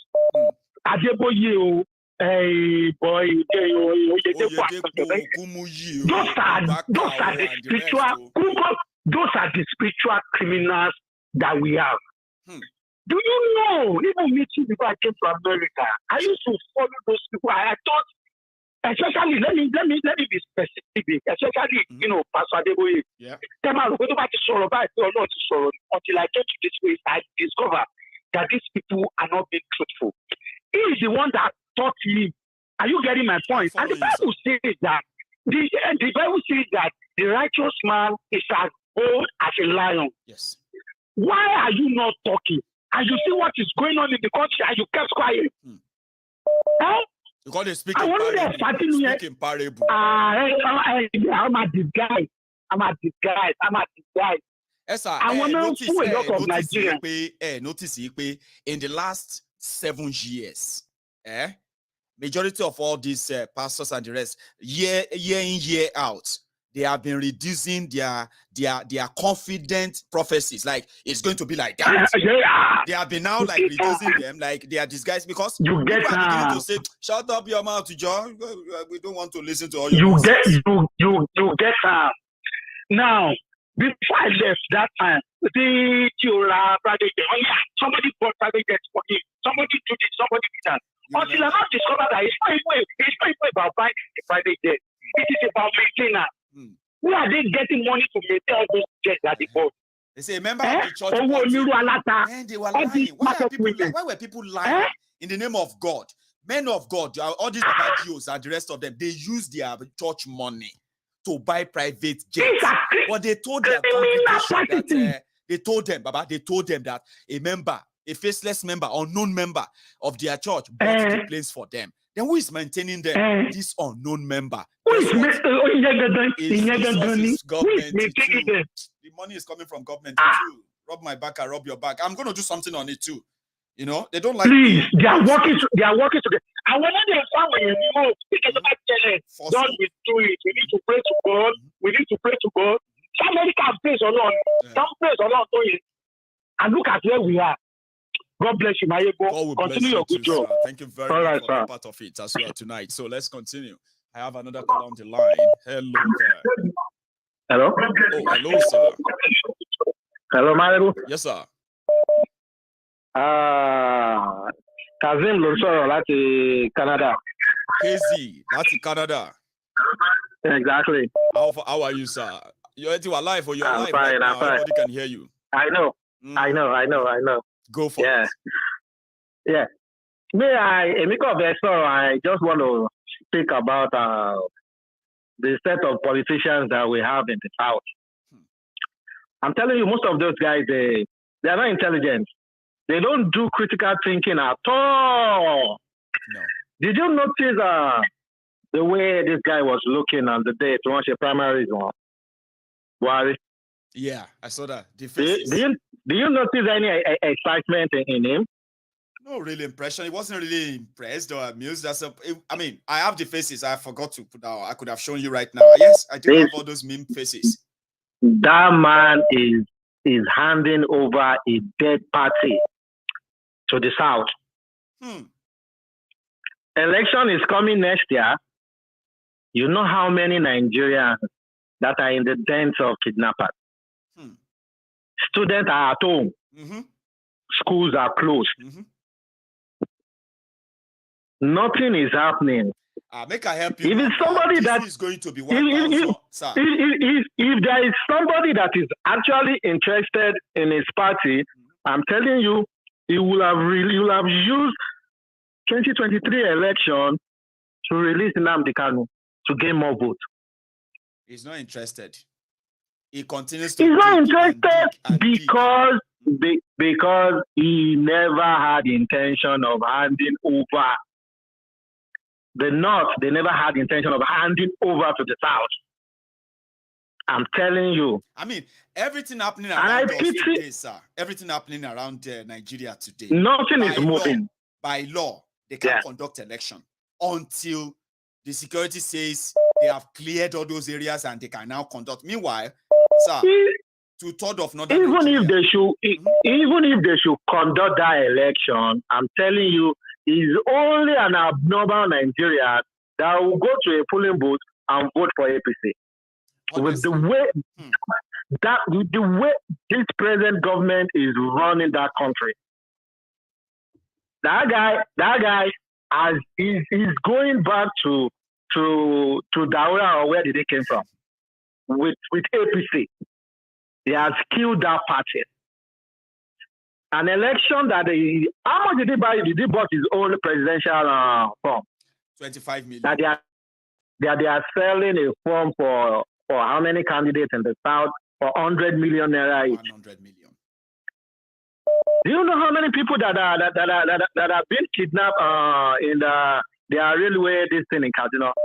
Ordinary two firms will release all those people. He's not talking about it. No. Nothing is happening in the country, and we have some southern politicians running around doling out money like election is coming next year. I'm telling you, majority of them are going to lose. Majority of all those APC candidates, a whole lot of them are going to lose. Conducted now. APC don't do elections. That is if. That is if. That is if. They don't conduct elections. But they just want to say it's like a ritual. Oh yeah, everybody come out. Let's say we want to vote. PDP will take some. And then they will write to the rest and declare themselves. Maiyegun, I'm telling you, if that election should happen, a lot of Nigerians are determined right now. They are going to vote. They're going to vote and they're going to protect their vote because a lot of people are just fed up. Have you seen from Canada so far, like as I said that we shouldn't deny what is going on out there. Have you seen that Obi movement for real and what they are doing too yourself? Everybody is just talking about him. I just wish that even all the people that we have in the South, they should just hand their tools down and support that guy. Let it just be between him and Atiku. Because we, the Yorubas, for now, I think we just need to come back in and do a whole lot of this thing, flushing. We need to change a whole lot of the people that we present as leaders, we don't have now. You understand? You see how these guys they are shouting Obi, Obi, Obi. How many of the Southwest people can we present that somebody like Obi that is within us? None. All our leaders are Jekujujera. They are all criminals. They are all wicked and callous people. And I tell you the other time, those guys in the north, they know how to play our card. Amen. And they are playing it, and nobody is saying it. And it's like we are, all this election as we speak right now. To me, if you look at how the whole thing is balanced up now, Tinubu is from the south, Obi is from the south, Atiku is from the north. Is the only one from the north right now, except kwakwanso. And kwakwanso can collapse his own structure for PDP. It's gonna collapse. It's gonna collapse at the last minute. Which means that south is eventually again. We're gonna have a divided vote here. A lot of Southwest are not gonna vote for APC. No. But even with that, we're all gonna have a divided vote here. And if Cares is not taken, that thing is going back to the north. And after then, we are all gonna look like a bad loser. That is when everybody will come back and start shouting like the election. We are gonna be bad losers. That's why I'm like, please, be part of it now. Yeah. We are all gonna look like a bad loser. That's when everybody will start looking back like, where did we drop Biafra? Where did we drop Yoruba Nation? We want to start again. You thought you are going to get understand? Because you thought you are going to get Tinubu, so you drop this. Why can't we just focus on one? Yeah, why can't we just focus on one and push it to the end? Okay. And push it to the end. Just look at the look of that man that day. I was looking at him. That guy, he knew a G. And whatever he has is no good. I'm telling you. Do you see how he was just there doing like unimpressed? Very, very unimpressed. You saw the energy when Tinubu was promoting him now in 2015. Where is his own energy now? No, none. Because he's not just doing anything. He doesn't care about next year. They said it was last minute. They had done with Tinubu, but it was last minute. Somehow, maybe when they felt like, you know what's the stress, It's actually a dying party anyway. It doesn't take us anything for all of us to switch to another one when Buhari is gone. Just give it to them at that last minute. Now, they are the ones who are now pushing Muslim tickets as we speak. And they know that we never sell in the south. And in northern Nigeria, Tinubu is not seen as a real Muslim. So where else is that energy coming from for a Yoruba person who wants Tinubu to be president? The issue of religion. I was born a Muslim, but I went to a Catholic school from primary to secondary school. I had no issues. Most of my friends are Christian. The issue of religion to me is secondary. Most of the primary issue is performance. That's right. The primary issue is performance. A year to an election, you see how most politicians will be running around as if they are doing something. This one is not even pretending, it's not doing anything. Go and do your work. Because he doesn't care if you win or lose. What I'm telling you is he's planning for the failure of that party. And I'm telling you, after 2023, they're going to retire APC. The party is dead because he killed the party. He just wants to come, use the party, and destroy the bridge for any other person that is coming. Now he's destroyed the country completely, divided it beyond something that more. Sir, let me take another one again before we call it. All right, I appreciate, man. Thanks, yeah. All right, one, sir. So I have another caller on the line. Here we go. Hello, sir. Hello there.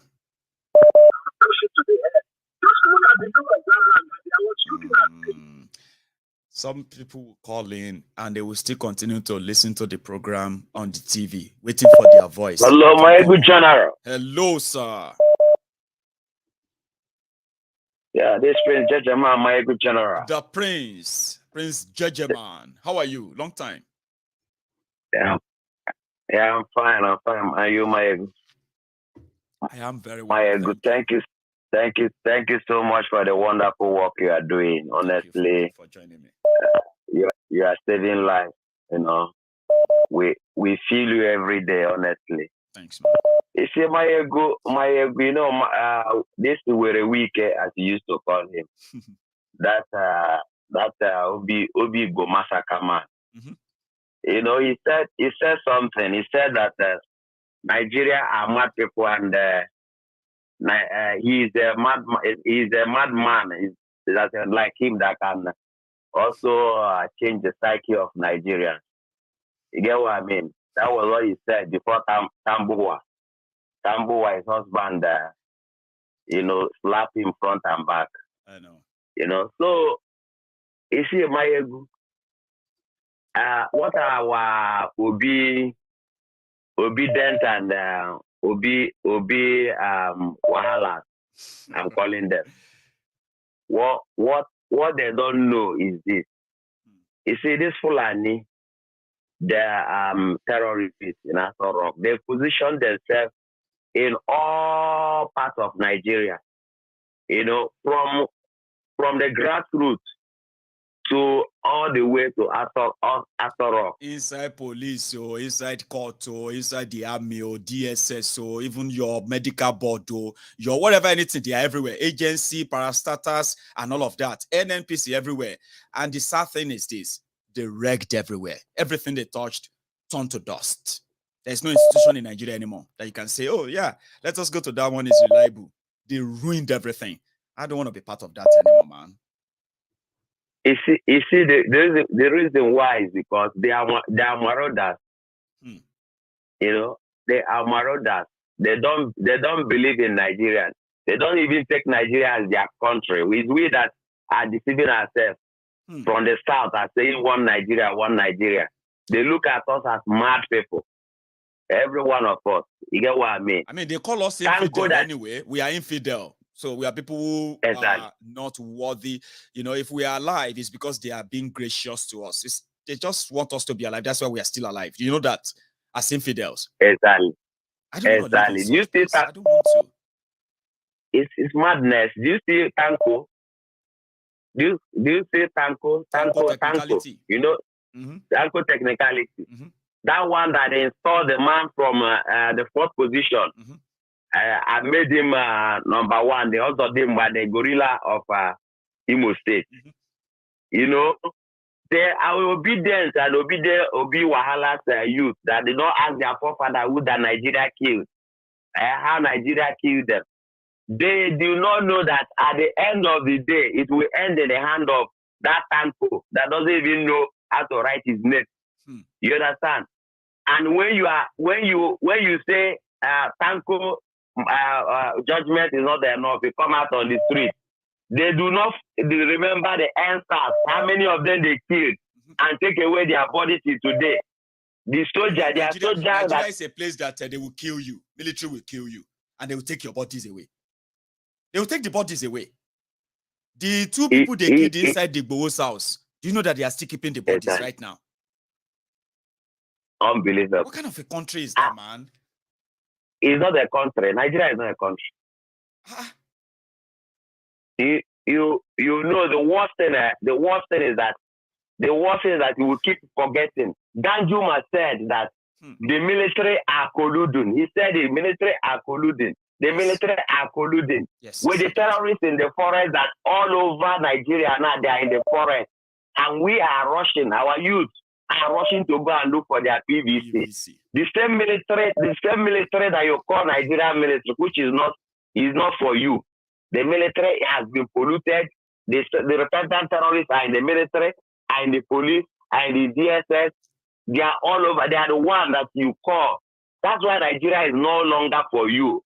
This Obi Wahala youth, they don't understand what killed their forefather. Yeah, Prince Jeje, I asked people, I said, you can blame everybody for what is going on and shield your own criminal politicians in a way, but there are some things that you cannot deny for too long. Do you know that when this Peter Obi first started, the first people who said that, oh, no election, the IPOB and the rest, this Peter Obi, PDP boys, then Peter Obi hasn't left PDP. They said everything going on in Eastern Nigeria should be blamed on the IPOB. When was the last time you heard anybody blame IPOB in Eastern Nigeria, by the way, Prince? When was the last time you heard anything?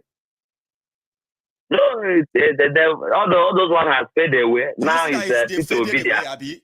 But they are coming back. No, all of that is still coming back. You know why it's going to come back? Because the PDP boys who felt like Eastern Nigeria is the base of the PDP, and IPOB is a threat. Election is coming. Peter Obi is part of them. Then they quickly switched to IPOB to blame them for everything. But immediately Peter Obi left, they were divided. Some of them still waited in PDP. Some of them left with Labour Party. As we are talking right now, now themselves, then they tear apart now. Nobody's touching IPOB again. There is no gunmen here and there. Soludo said something about that this evening. I'm going to play that after your call. Sorry, I just remember that I should chip that in. But again, continue. That's good. That's good. See, Maiyegun, what our people, Yoruba Nation, if you saw, I was at Yoruba Nation rally in London on 12th of June. If you see crowd, you go run away. I'm telling you, what our people are going for now is for our nation, Biafra and Oduduwa nation. And they must live in Nandekano. As long as they go to Nandekano, that election will not work. It will never work. No. Because Nandekano is the fragment. It's the thing that we destroy the fragment of Buhari and Co. As they are trying to patch, are trying to manage their lives, it will keep on breaking. It will keep on exposure. The exposure will continue going. And they can never hide anything. You understand? Until we have the impression that except for what my last caller said, that Buhari is intentionally just want to create that war, that wahala. It doesn't care if APC win or lose anymore. He's gotten what he wanted to get and all of that. There is a part of the plot to have Nnamdi Kanu released before the election. Okay? But as it is right now, with these choices from all these political parties and the rest of them, it doesn't look like Buhari will do that easily without further pressure, as I know are mounting as well. So releasing Nnamdi Kanu can actually be a twist too, because it's also in the pipeline, we have been told, Prince. Maiyegun General, thank you for the good work. Let me give other people time to call. Prince, God bless you so much. You too. God bless we'll see you next week as well in Glasgow. Stay safe, Baba.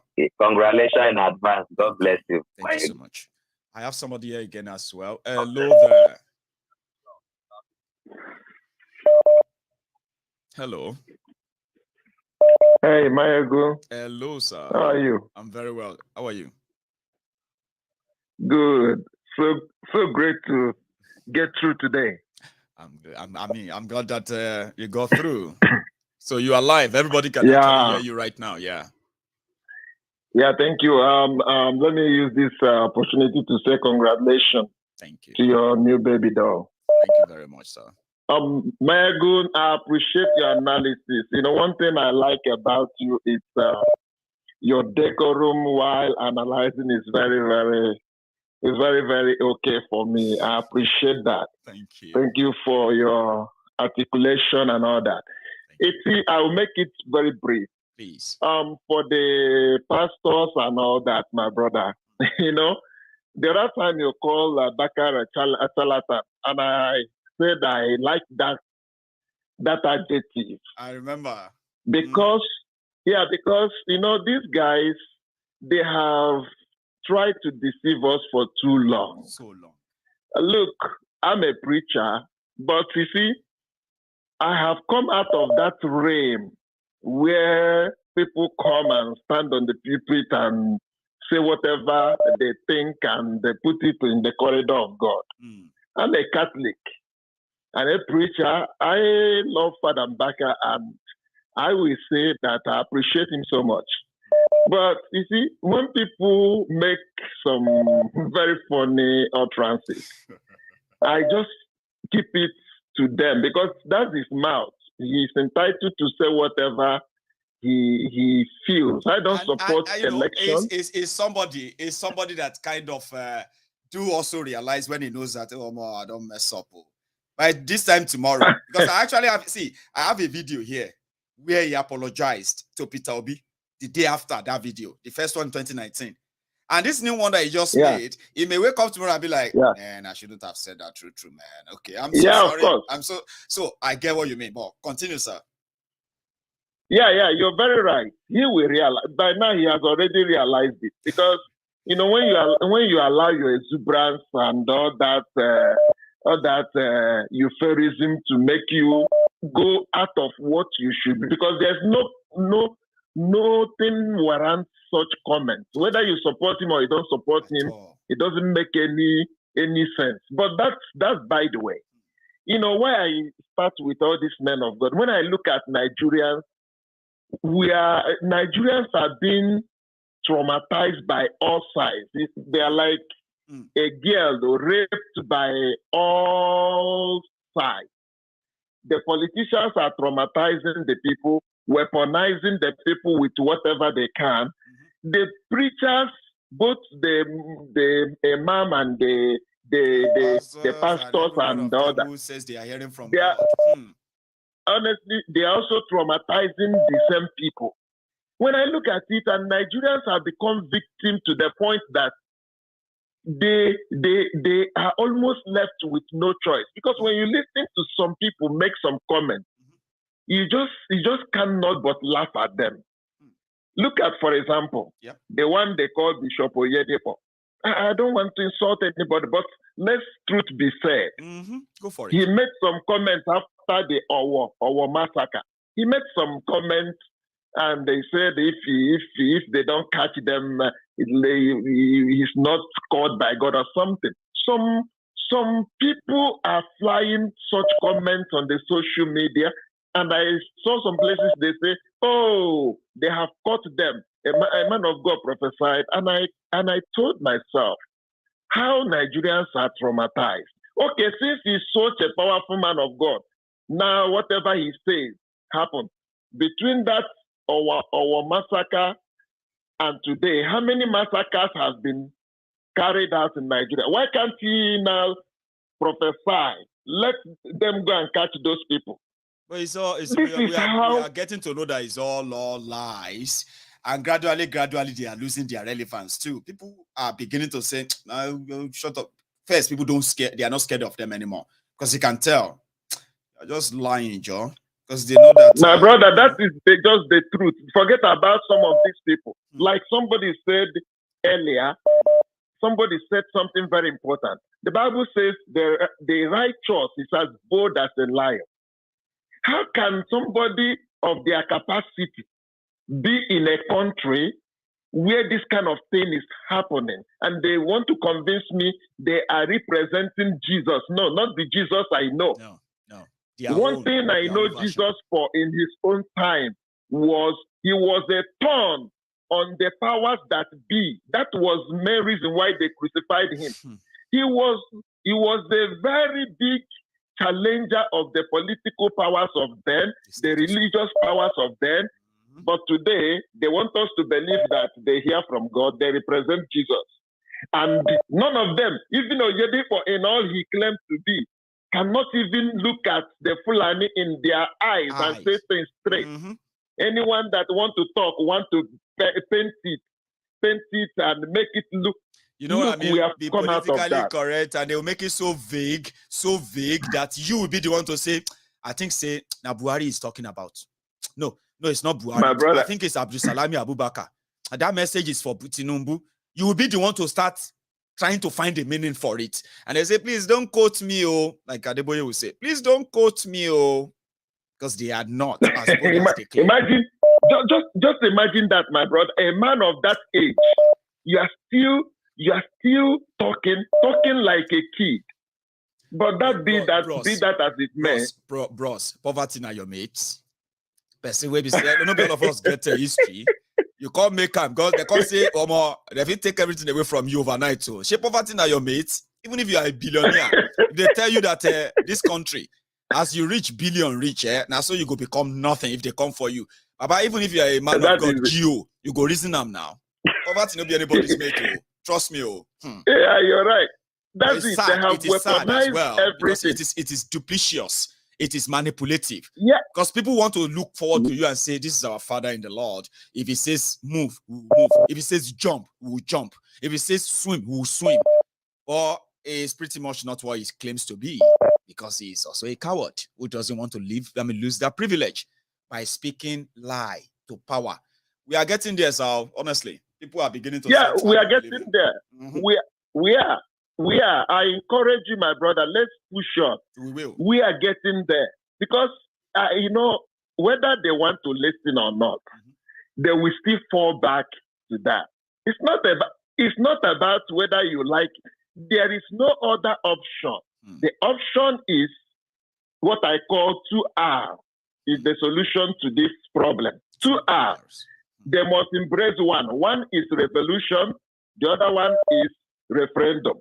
Any other thing outside these 2R, my brother, cannot work. You can't use fraud to solve fraud. No. The system is fraudulent. You cannot solve that fraudulent system by using fraudulent means. You cannot. By creating some, some dubious means and say, don't worry, we'll fix it with this, ignoring the obvious. Not even when all of us are beginning to, we have now found out what is the obvious problem with Nigeria.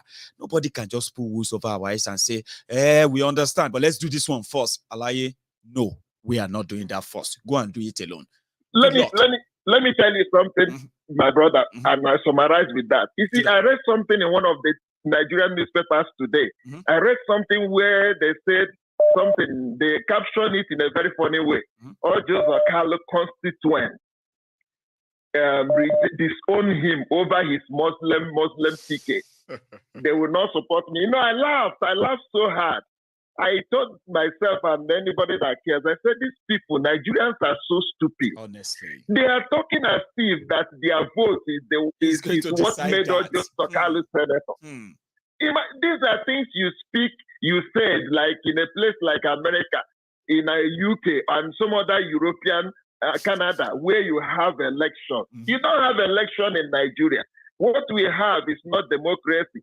For me, it's selectocracy. They select whoever they want. It's not a democracy. I even get a name for Ramo. I called it dictatorial democracy, which means, you pretend to be like, this is a democracy, but behind the scene, they dictate how you are going to participate in that democracy. That is not your own making. That is not by your own choosing. They write the rules. You just have to follow it. Then somehow, you want to beat them in the game that they set the rules. I would love to see that, honestly. Do you know what is so amazing? I've been calling you. I've been calling you for days to tell you this story. Just give me 1 minute. I was speaking with somebody. I was speaking with somebody over this Peter Obi issue before he joins Labour Party. This person I have not spoken to him since I left Nigeria how many years ago. But I saw something he posted on his social media platform on Facebook, talking so much about Peter Obi and how everybody should try to vote Peter Obi. I said, this guy is like Peter Obi fan. So luckily I got him online and I called him. I said, sorry that I have not spoken to you for a long time. I have something I want to ask you. He said, okay. I said, I read what you wrote on your page. It's like you are supporting Peter Obi. He said, yes. I said, please, I don't mean to persuade you to change your mind. I don't want to talk to you so that you can stop supporting Peter Obi. But I just have one question that is troubling me. So can you help me solve that question? He said, what is it? I said, okay.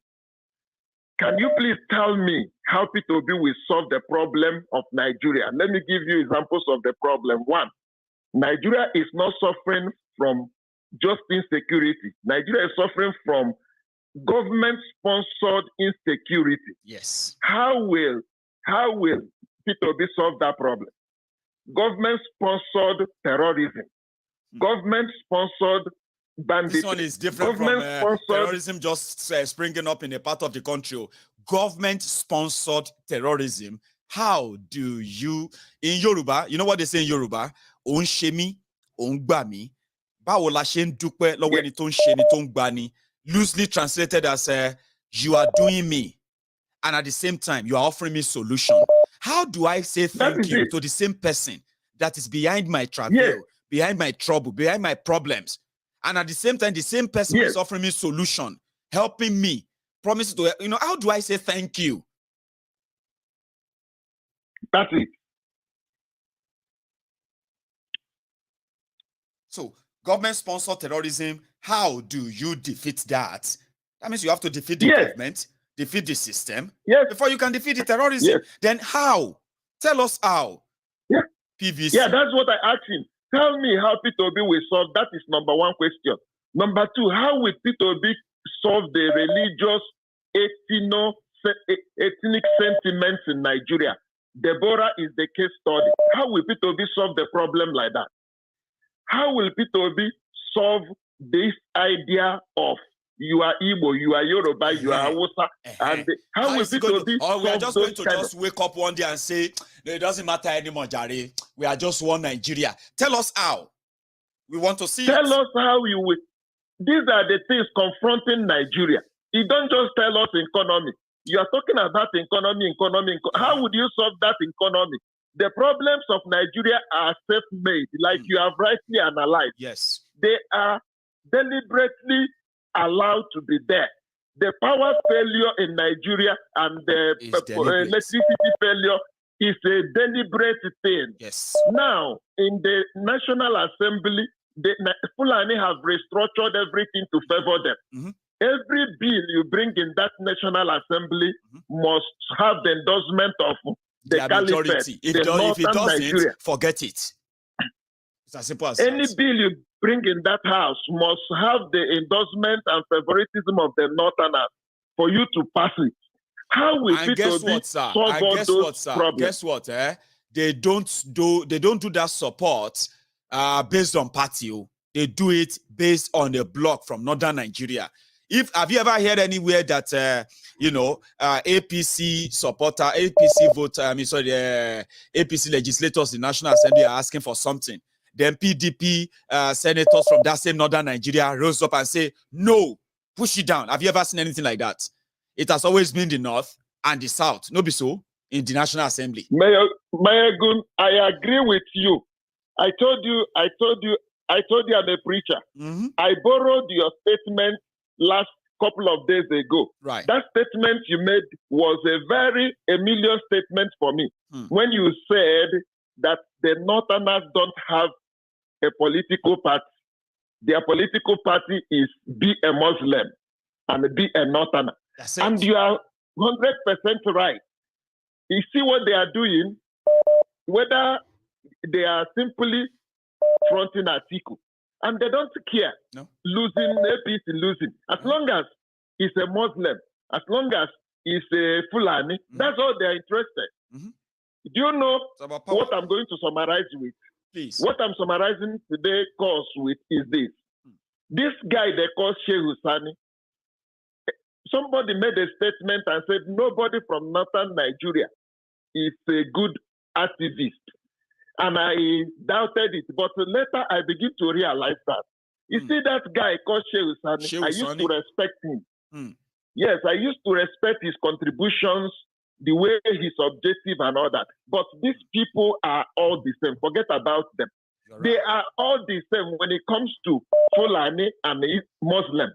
Do you know why I say that? Two reasons I said they are not genuine. One, the same Sheikh Husani, before they did the primary of PDP, APC, Sheikh Husani tweeted, and he said the APC should try to look at that. Oh, this is a PDP man. He said APC should try to present a southern candidate. I remember. Flag bearer. Since you remember that tweet, this man, and people were asking him, they said, "But you are a PDP. You have chosen Atiku. He's not a southerner. Why are you not saying something like that?" I remember. God bless you, my brother. God bless you. How do you want me to say that person is honest? You are a PDP person. Will Sheikh Husani vote PDP on that voting day? You see how hypocritical they are. Make I tell you one thing. Let me tell you something. Let me tell you something. You see, on the eve of that APC primaries, go on to Sheikh Husani's Twitter. He also tweeted, he said, these people just don't like Ashiwaju, but they just don't need to disgrace him like this as they are planning to. Before things changed that night, he tweeted that. He said, because they've told him, they were like, you know what I mean? He said, I know that they just don't like him. The tweet is, they said, they just don't like Tinubu, but they don't need to disgrace him as they plan to do tonight. Do you get that now? Before things changed. Remember, this is after APC should zone and give their ticket to a southerner. Which you said earlier, even after PDP that he belonged to already gave it to Atiku, a northerner, Fulani northerner. I am with you, but I'm going to take my brother. We need to continue. We need to continue our agitation. We will. They will still fall back. Like I told you, the person I spoke with. Do you know what made me want to tell you this? Is that I want to encourage us that are in this struggle. Do you know this guy is a very well-read and learned person? After that discussion I had with him, do you know what he said that was so interesting to me? I told him, I gave him the permutation. I said, for this, Peter Obi will not win. He's a good man. I don't have anything against him. No. But the Nigerian structure cannot let Peter Obi win. Yeah, that's what we are telling them, boy. Again. Do you know what he told me? He told me something that interested me. He said, we know that he will not win, but let us just try our option. I said, that is the problem I have with you and this stupid Ohaneze and all of you. Kicking the energy you are using down the road. Why would you do that? Every 4 years in somebody's life, it's not a joke. I mean, you know that he's going to lose. The same energy you are using to do this thing, you already know you are going to fail. Why not use that same energy and do something that will profit you by supporting Biafra and Yoruba nation agitation? Leave this thing you know that is going to fail. Why would you be doing something that you know already that it will fail? I don't know how crazy people are. Let me take one more call and call it a night. My time is so much. But I'm so happy I spoke to you anyway tonight. Okay, you have a good one, sir. Okay. Thank you so much. One. Yeah. So I am going to take one last call and we're going to call it a night. Okay. Hello there. Maiyegun. Yes, sir. Big brother, how you doing? How's the little one? All out, yes, JG. You this guy. People have missed you. You are our old CIA FBI. You are going to be my last caller tonight. So please make it. A lot of things are happening. I've been trying to call anyway. I get through sometimes, but I have to give people a chance and be a listener. Yeah. Go on, JJ. So, brother, you know I'm a student of history. and I will take you to some histories that we don't need to forget. Do you remember the president of Niger? Is that the former one? Where it's like, did they kill him or they kicked him out? But yeah, I remember the president. No. They kicked him out or they killed him. I think it's the son that is in the okay, they killed him. Is that not the coup then, isn't it? Yeah. That coup, do you know the reason why they killed him? Oh, sorry, I think it's the child they killed. I'm mixing them up. He crossed border to come and kill Boko Haram in our border. I remember. But that one remember. Is the child now, JJ, the one that crossed our border and chased Boko Haram and Taporono. And in it's the one I'm talking about. Yeah, okay. Yeah. I remember him. He's Chad. He's the one that they removed. Yeah. Chad. Is it the one they removed, eh? No, the one from Chad is the one that is the one that died. All these people say the same. I beg. You know what, JJ? Just tell me what you want to tell me. Because I'm beginning to mix them up. Because I remember that there's a coup in Chad. There's a Niger, a Chad president who crossed our border, but I'm not sure if it's that of Niger. Live in Niger or Niger. Maybe Chad or Niger or Chad. Yeah, one of them. Right now. Yeah, Idris something. Idris. I remember the name. Yeah, Idris. What I want to tell you, the guy died. Do you know the reason why he died? Tell us. You don't know. Now I will tell you something. You remember I always say playbook. The owner of the playbook is what they are playing now. If some of Fulani can listen to this thing I want to tell them, maybe some of them will pick some interest in changing the mind of their others who are trying to bring calamity to them. Because Fulani, they are on their edge of collapse.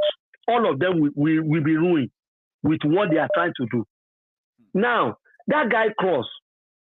The moment he crossed, he didn't stay up to 1 year or 6 months when the coup started, if you remember. Before they killed him, now. You know the reason why? Because of what he came to Nigeria to do. That's number one. Hold it. Hold that one. Then the second one, do you remember Abubakar, former chief of staff, that they say he was died because of COVID? It's Fulani themselves that killed him. Same playbook that killed Idris of Chad, killed Abubakar. Now, Issa Funtua was part, Abubakar, Issa Funtua, Mama Daura was part of the people that nominate Buhari during their negotiation of APC Ebekebe. Which is why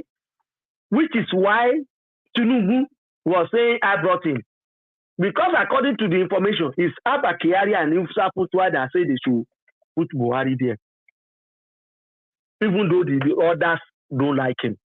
Now, the man who was witnessed the agreement between Tinubu and Buhari, the first eliminating, that will tell you there's a plan. They killed that man. Issa Funtua win. Mama Daura, they say they fly and come London. Why did he die? Up to today, they don't tell us whether he died. He no die. We know here from. Do you remember? Do you know what is happening? That will tell you that these people have an agenda and they plan a lot of things. But people who can sacrifice their own blood. If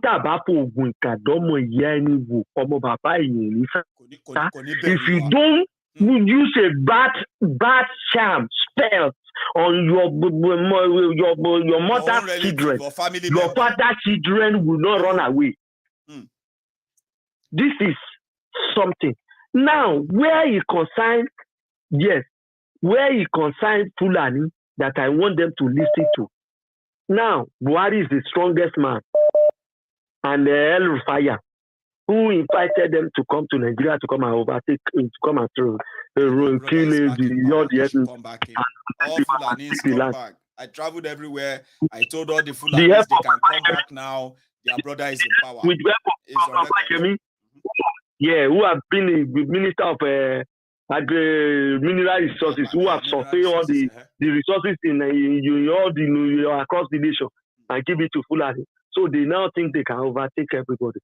Brother, I've told you this thing before that. Once Buhari collapse, all the Fulani will collapse with him.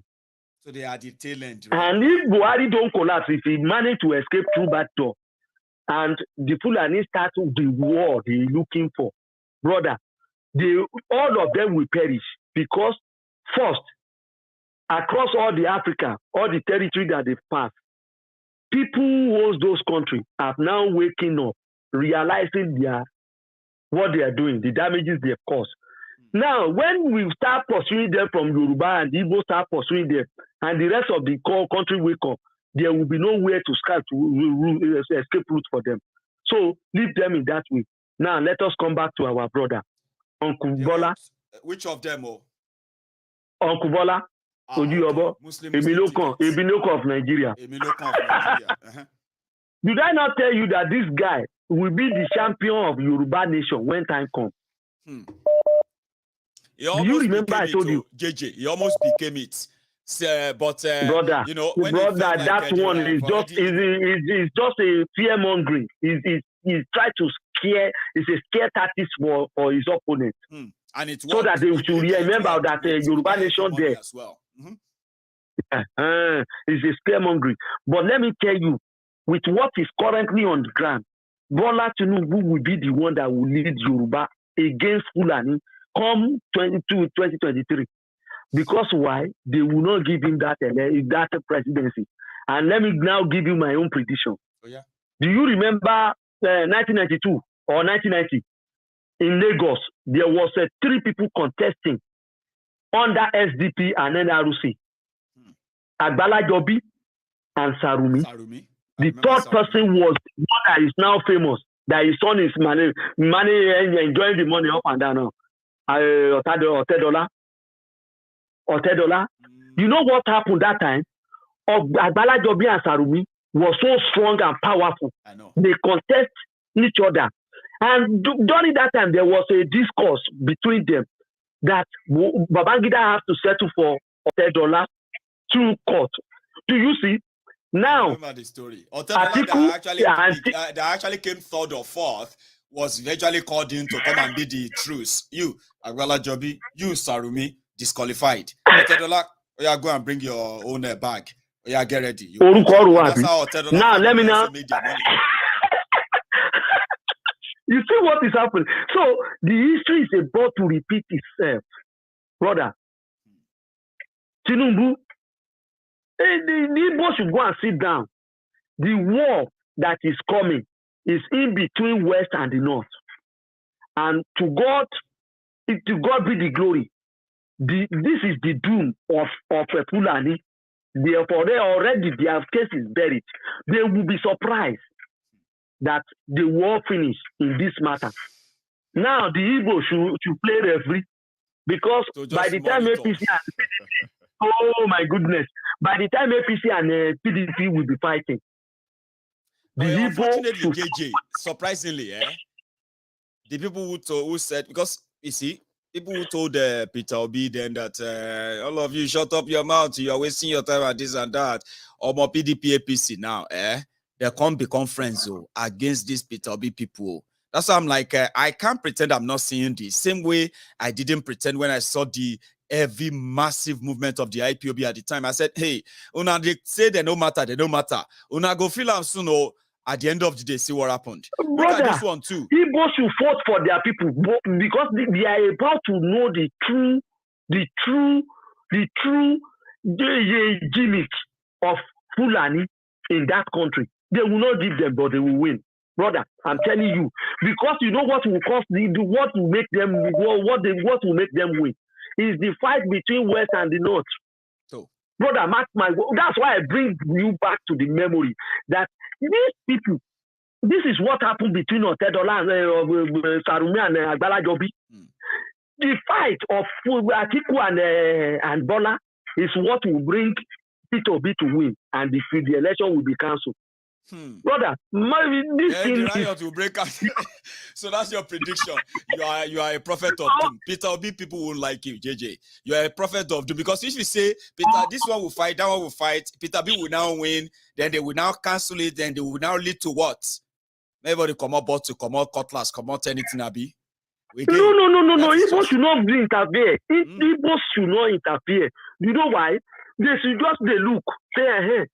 They should wait for the time that we'll go to the round table. It's either we go for the confab, they will put interim there, then we'll go for the confab, the Igbo can storm out that time and declare their Biafra. Because that time, there will be no president.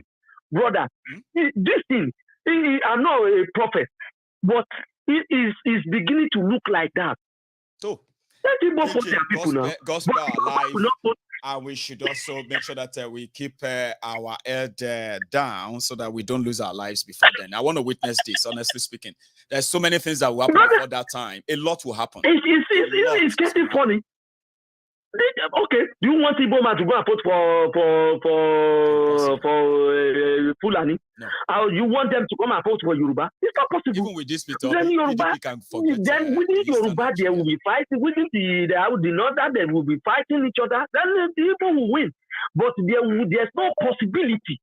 I doubt it. -1 on my own percentage that Fulani will give the Igbo man presidency that you win. Are you seeing the game? Thank you so much. Those people, brother, we don't come. So nobody should stress themselves. The thing have alive themselves now. He has showed us. So, brother, let's leave the rest like this tonight. Okay. Thank you so much for your Go time. to bed. Thank you. It's good to hear from you again, by the way. Have a good one, Baba. So that's a JJ.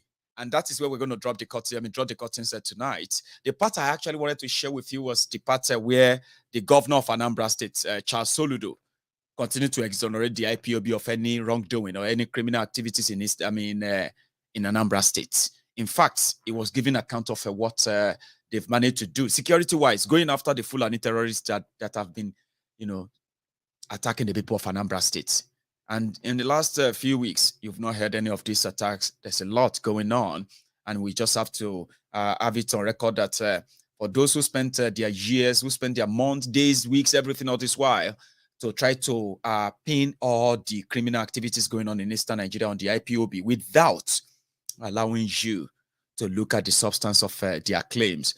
Well, people like us we never get swayed by those propagandas because we know the purpose, we know the end goal.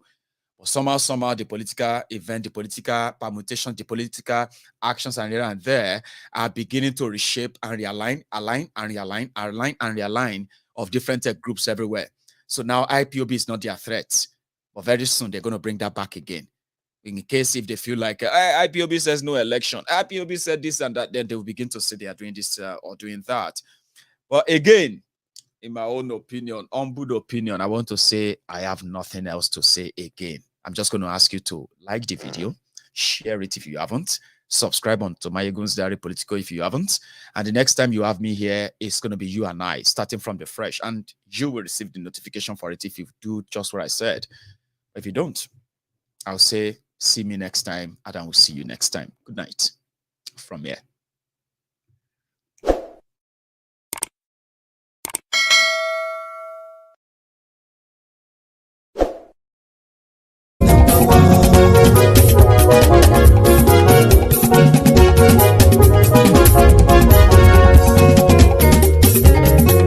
Àní ẹ̀sùnra kì í. Maiyegun ti dé. Maiyegun ti dé. Ọ̀jẹ̀lú ẹ̀sùnra kì í. Maiyegun ti dé. Àní ẹ̀sùnra kì í. Maiyegun ti dé. Lórí Facebook. Maiyegun ti dé. Àní ẹ̀sùnra kì í. Maiyegun ti dé. Lórí YouTube. Maiyegun ti dé. Àní ẹ̀sùnra kì í. Maiyegun ti dé. Bọ́ bàbá gbé wúrẹ́. Àní ẹ̀sùnra kì í. Maiyegun ti dé. Ijó ìgbádùn yẹ. Àní ẹ̀sùnra kì í. Maiyegun ti dé. Pẹ̀sìdó bá rúfin o. Àní ẹ̀sùnra kì í. Maiyegun ti dé. Gómìnà kówó jẹ. Àní ẹ̀sùnra kì í. ọlọ́pàá tí ń darí bá ayé ẹ̀sùn lájú aṣòfin tí ń rúfin òwò ayé ẹ̀sùn lájú òkúra olóṣèlú ayé ẹ̀sùn lájú ọ̀jẹ̀lú ẹ̀sùn ràkì ayé ẹ̀sùn ràkì.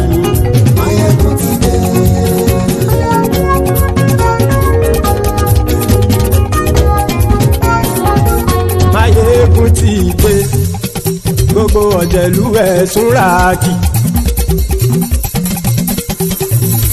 Maiyegun ti dé gbogbo ọ̀jẹ̀lú ẹ̀sùn ràkì. Ṣùgbọ́n ní bá ti ṣe èyí tó yẹ kí wọ́n ṣe ọmọ bá dèrò ní fi wọ́n níran o. Maiyegun ti dé gbogbo ọ̀jẹ̀lú ẹ̀sùn ràkì. Maiyegun ti dé gbogbo ọ̀jẹ̀lú ẹ̀sùn ràkì. Ṣùgbọ́n ní bá ti ṣe èyí tó yẹ kí wọ́n ṣe ọmọ bá dèrò ní fi wọ́n níran. Wọ́n fowó bẹ́ẹ̀ o Maiyegun ó sọ pé wọ́n ò bẹ́ẹ̀. Wọ́n fowó bẹ́ẹ̀ Maiyegun ó sọ pé wọ́n ò bẹ́ẹ̀. Oníkanṣá ti ṣe èyí tó yẹ kí wọ́n ṣe fáwọn ará ìlú tó gbé wọn débẹ̀ o. Maiyegun ti dé gbogbo ọ̀jẹ̀lú ẹ̀sùn ràkì. Maiyegun ti dé gbogbo ọ̀jẹ̀lú ẹ̀sùn ràkì.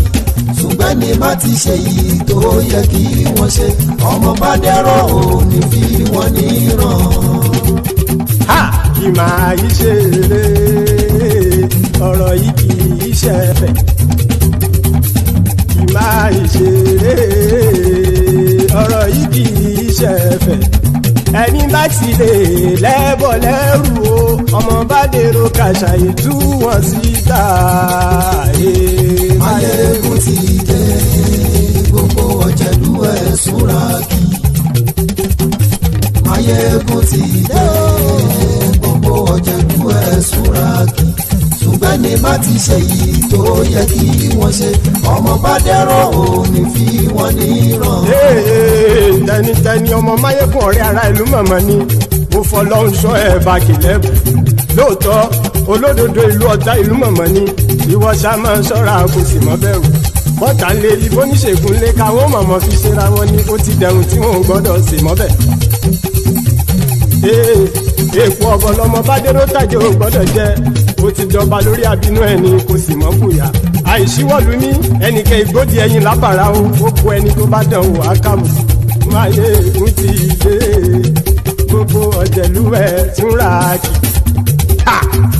Maiyegun ti dé gbogbo ọ̀jẹ̀lú ẹ̀sùn ràkì o. Ẹni bá ti ṣe yìí tó yẹ kí wọ́n ṣe ọmọ bá dèrò òní fi wọ́n níran o. Maiyegun ti dé gbogbo ọ̀jẹ̀lú ẹ̀sùn ràkì. Maiyegun ti dé gbogbo ọ̀jẹ̀lú ẹ̀sùn ràkì. Ṣùgbọ́n ní má ti ṣe yìí tó yẹ kí wọ́n ṣe ọmọ bá dẹ́rọ̀ òní fi wọ́n níran.